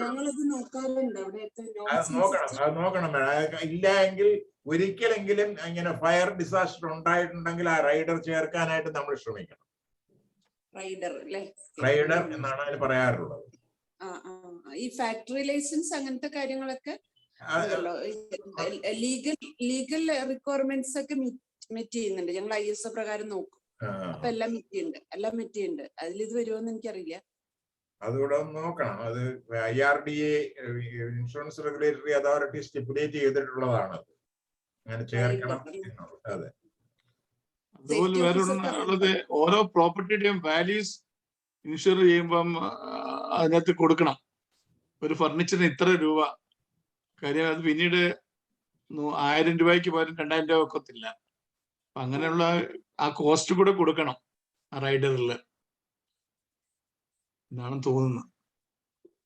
ചോദിച്ചിട്ട് അറിയാൻ പറ്റും. സേഫ്റ്റി ഓഫീസർക്ക് അറിയണ്ടാവുമല്ലോ, വിളിച്ചു വെച്ച ഒരു ആൻസൈറ്റി ഇങ്ങനെ അതെങ്ങനെയാന്ന് കേട്ടപ്പോ. Okay sir, thank you. സാറേ, ഒരു വാക്ക് ചോദിച്ചു. അത് ഇപ്പൊ നമ്മള് എല്ലാം അറിയുന്ന ആളുകൾ ആരുമില്ലല്ലോ. അപ്പോ ഇതേപോലെ വളരെ അനിവാര്യമായും അറിഞ്ഞിരിക്കേണ്ട ഇത്തരം കാര്യങ്ങള് നമ്മളെ ഹൈസ്കൂളിലെ കുട്ടികൾ മുഖേനെങ്കിലും അവിടെ മുതൽക്കെങ്കിലും കോളേജ് വിടുന്നതിന്റെ മുമ്പ് അനിവാര്യമായിട്ടും അവരുടെ ആ ലെവൽ അനുസരിച്ചിട്ടുള്ള സിലബസിൽ ഇത്രയൊക്കെ ചേർക്കുകയാണെങ്കിൽ സ്വാഭാവികമായിട്ടും. അതേപോലെ തന്നെ ഇപ്പോ ചർച്ചുകളോ അമ്പലങ്ങളിലൊക്കെ അതേപോലെ പള്ളികളിലൊക്കെ പ്രഭാഷണങ്ങളൊക്കെ ഉണ്ടെങ്കിൽ അത്തരം മേഖലയിലെ ആളുകൾ കൂടും. ആ ഭാഗങ്ങളിലൊക്കെ അത് എവിടെയൊക്കെയാണോ സാധ്യത, ഇത്തരം ഇടയ്ക്കിടയ്ക്ക് എല്ലാ വർഷവും ഇത് ഉണ്ടായിക്കൊണ്ടിരിക്കുകയാണ്. അപ്പൊ അതില് പരമാവധി ജനങ്ങളിലേക്ക് ഈ ഒരു മഹത്തായ സന്ദേശം എത്താനുള്ള കർശനമായിട്ടുള്ള വളരെ സ്ട്രിക്റ്റ് ആയിട്ടുള്ളൊരു എന്താ ചെയ്യാൻ പറ്റാത്തത് ചെയ്യണം എന്ന് എനിക്ക് തോന്നി. ഇതുപോലുള്ള അറിവുകൾ വെറും ഫയർ ആൻഡ് സേഫ്റ്റി കഴിഞ്ഞ ആളുകൾ മാത്രം അറിഞ്ഞിരിക്കുക, അവരത് ചെയ്തോളും എന്നുള്ള അപ്പുറത്ത് ഇതുവരെ ഞാൻ മരിച്ചിട്ടില്ല, ഇനി മരിക്കില്ല പറയാൻ പറ്റില്ലല്ലോ. എപ്പോഴും എന്തും സംഭവിക്കാവുന്ന ഒരു ലോകം. അപ്പൊ പരമാവധി ഈ പറഞ്ഞ പോലെ പെട്ടെന്ന് പാനിക്കായിട്ട് ഉള്ള അവസ്ഥയിലാണ് പലതും മനുഷ്യന്റെ ഈ വെപ്രാളം കൊണ്ട് ഉണ്ടാവുന്നതാണെന്നുള്ളത് മനസ്സിലായി. ആലോചിച്ച് നോക്കുമ്പോൾ വലിയൊരു വിഷയമാണ്. നല്ല ഒരു ടോപ്പിക് ആയിരുന്നു. വളരെ നന്ദി. Thank you.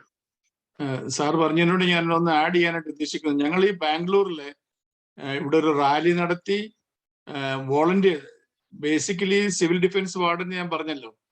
അപ്പൊ ഓരോ പോലീസ് സ്റ്റേഷന്റെ ജുറിഡിക്ഷനിലെ ഓരോ സെക്ടറായിട്ട് 10 സെക്ടറായിട്ട് ഞങ്ങൾ തിരിച്ചായിരുന്നു. ആ 10 സെക്ടറിൽ നിന്നും 2 or 3 പേരെ സെലക്ട് ചെയ്തിട്ട് അവരെ ട്രെയിൻ ചെയ്ത് കൊടുത്തിട്ട് ഇങ്ങനെയുള്ള എമർജൻസി കേസസ് ചില കാര്യങ്ങളൊക്കെ ട്രെയിനിങ് കൊടുത്തിട്ടുണ്ടായിരുന്നു.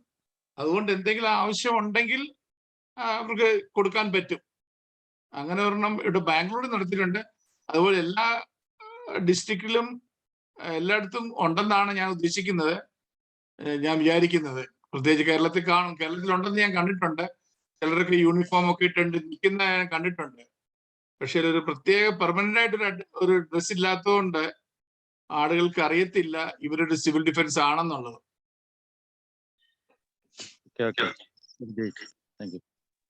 സിവിൽ ഡിഫൻസ് ഇവിടെ ചില ഡിസ്ട്രിക്റ്റുകളിലുള്ളതായിട്ട് എനിക്കറിയാം. ചില ആൾക്കാർ, ചില ഫ്രണ്ട്സ് അതിൽ വർക്ക് ചെയ്യുന്നുണ്ട്. പിന്നെ സാറ് ഞാനിപ്പോ ഇത് ചോദിച്ചു കേട്ടോ, റൈഡർ എന്നുള്ള പേരൊന്നും അയാൾക്ക് അറിയത്തില്ല. ഞങ്ങളുടെ സേഫ്റ്റി ഓഫീസർ വിളിച്ചു വെച്ചപ്പോ അവരതിന്റെ ഇവാലുവേഷൻ നടന്നുകൊണ്ടിരിക്കുകയാണ്. കോർപ്പറേറ്റ് ആണ് അത് ചെയ്യുന്നത്. അവര് പ്രീമിയം അടയ്ക്കുന്നുണ്ടെന്നുള്ള രീതിയിലാണ് എനിക്ക് കേട്ടത്. അപ്പൊ കിട്ടുമായിരിക്കും. Okay, Thomas sir. യെസ്. അപ്പൊ നമുക്ക് വേറെ എന്തെങ്കിലും ഡിസ്കഷൻസ് ഉണ്ടോ? ജഗതി മാമിന്റെ ഡിസ്കഷൻസ് എന്നാലും വളരെ ഗുണകരമായി. സാറ് ശരിക്കും ഞങ്ങളുടെ ജീവിതത്തിൽ ആദ്യമായിട്ട് ഇതുപോലെ കാണുന്നേ. ഇത്ര മണിക്കൂർ എന്ന് പറയുമ്പോ ഒന്ന് ആലോചിച്ച് നോക്ക്. ഉച്ചയ്ക്ക് 12 മണി ഫയലൊക്കെ പോയോ? ഫയലൊക്കെ നഷ്ടപ്പെട്ടു പോയോ?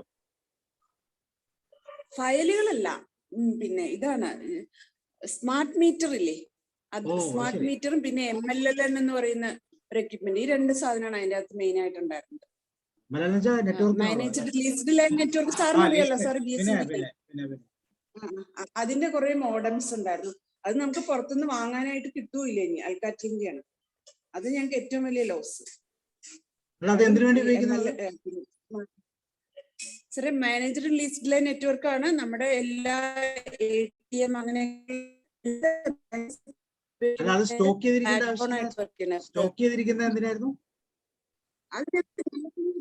ഇപ്പൊ നിങ്ങളുടെ BSNL-നൊക്കെ റിപ്പയർ ചെയ്യാൻ കേടുവരുമ്പോ തിരിച്ചു വേറെ കൊടുക്കണ്ടേ?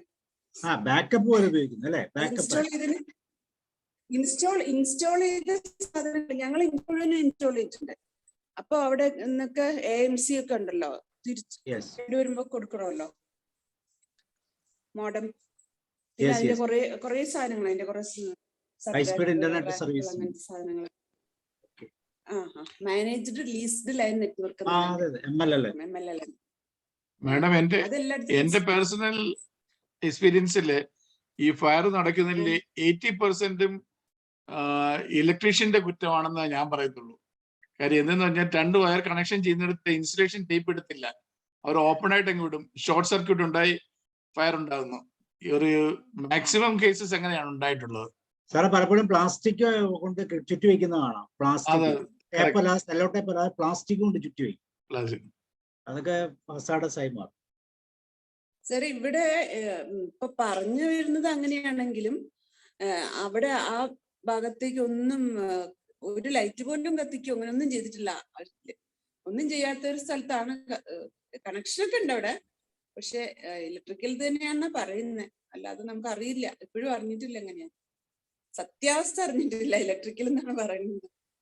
എപ്പോഴും ഇലക്ട്രിക്കൽ ആണെന്ന് പറയും.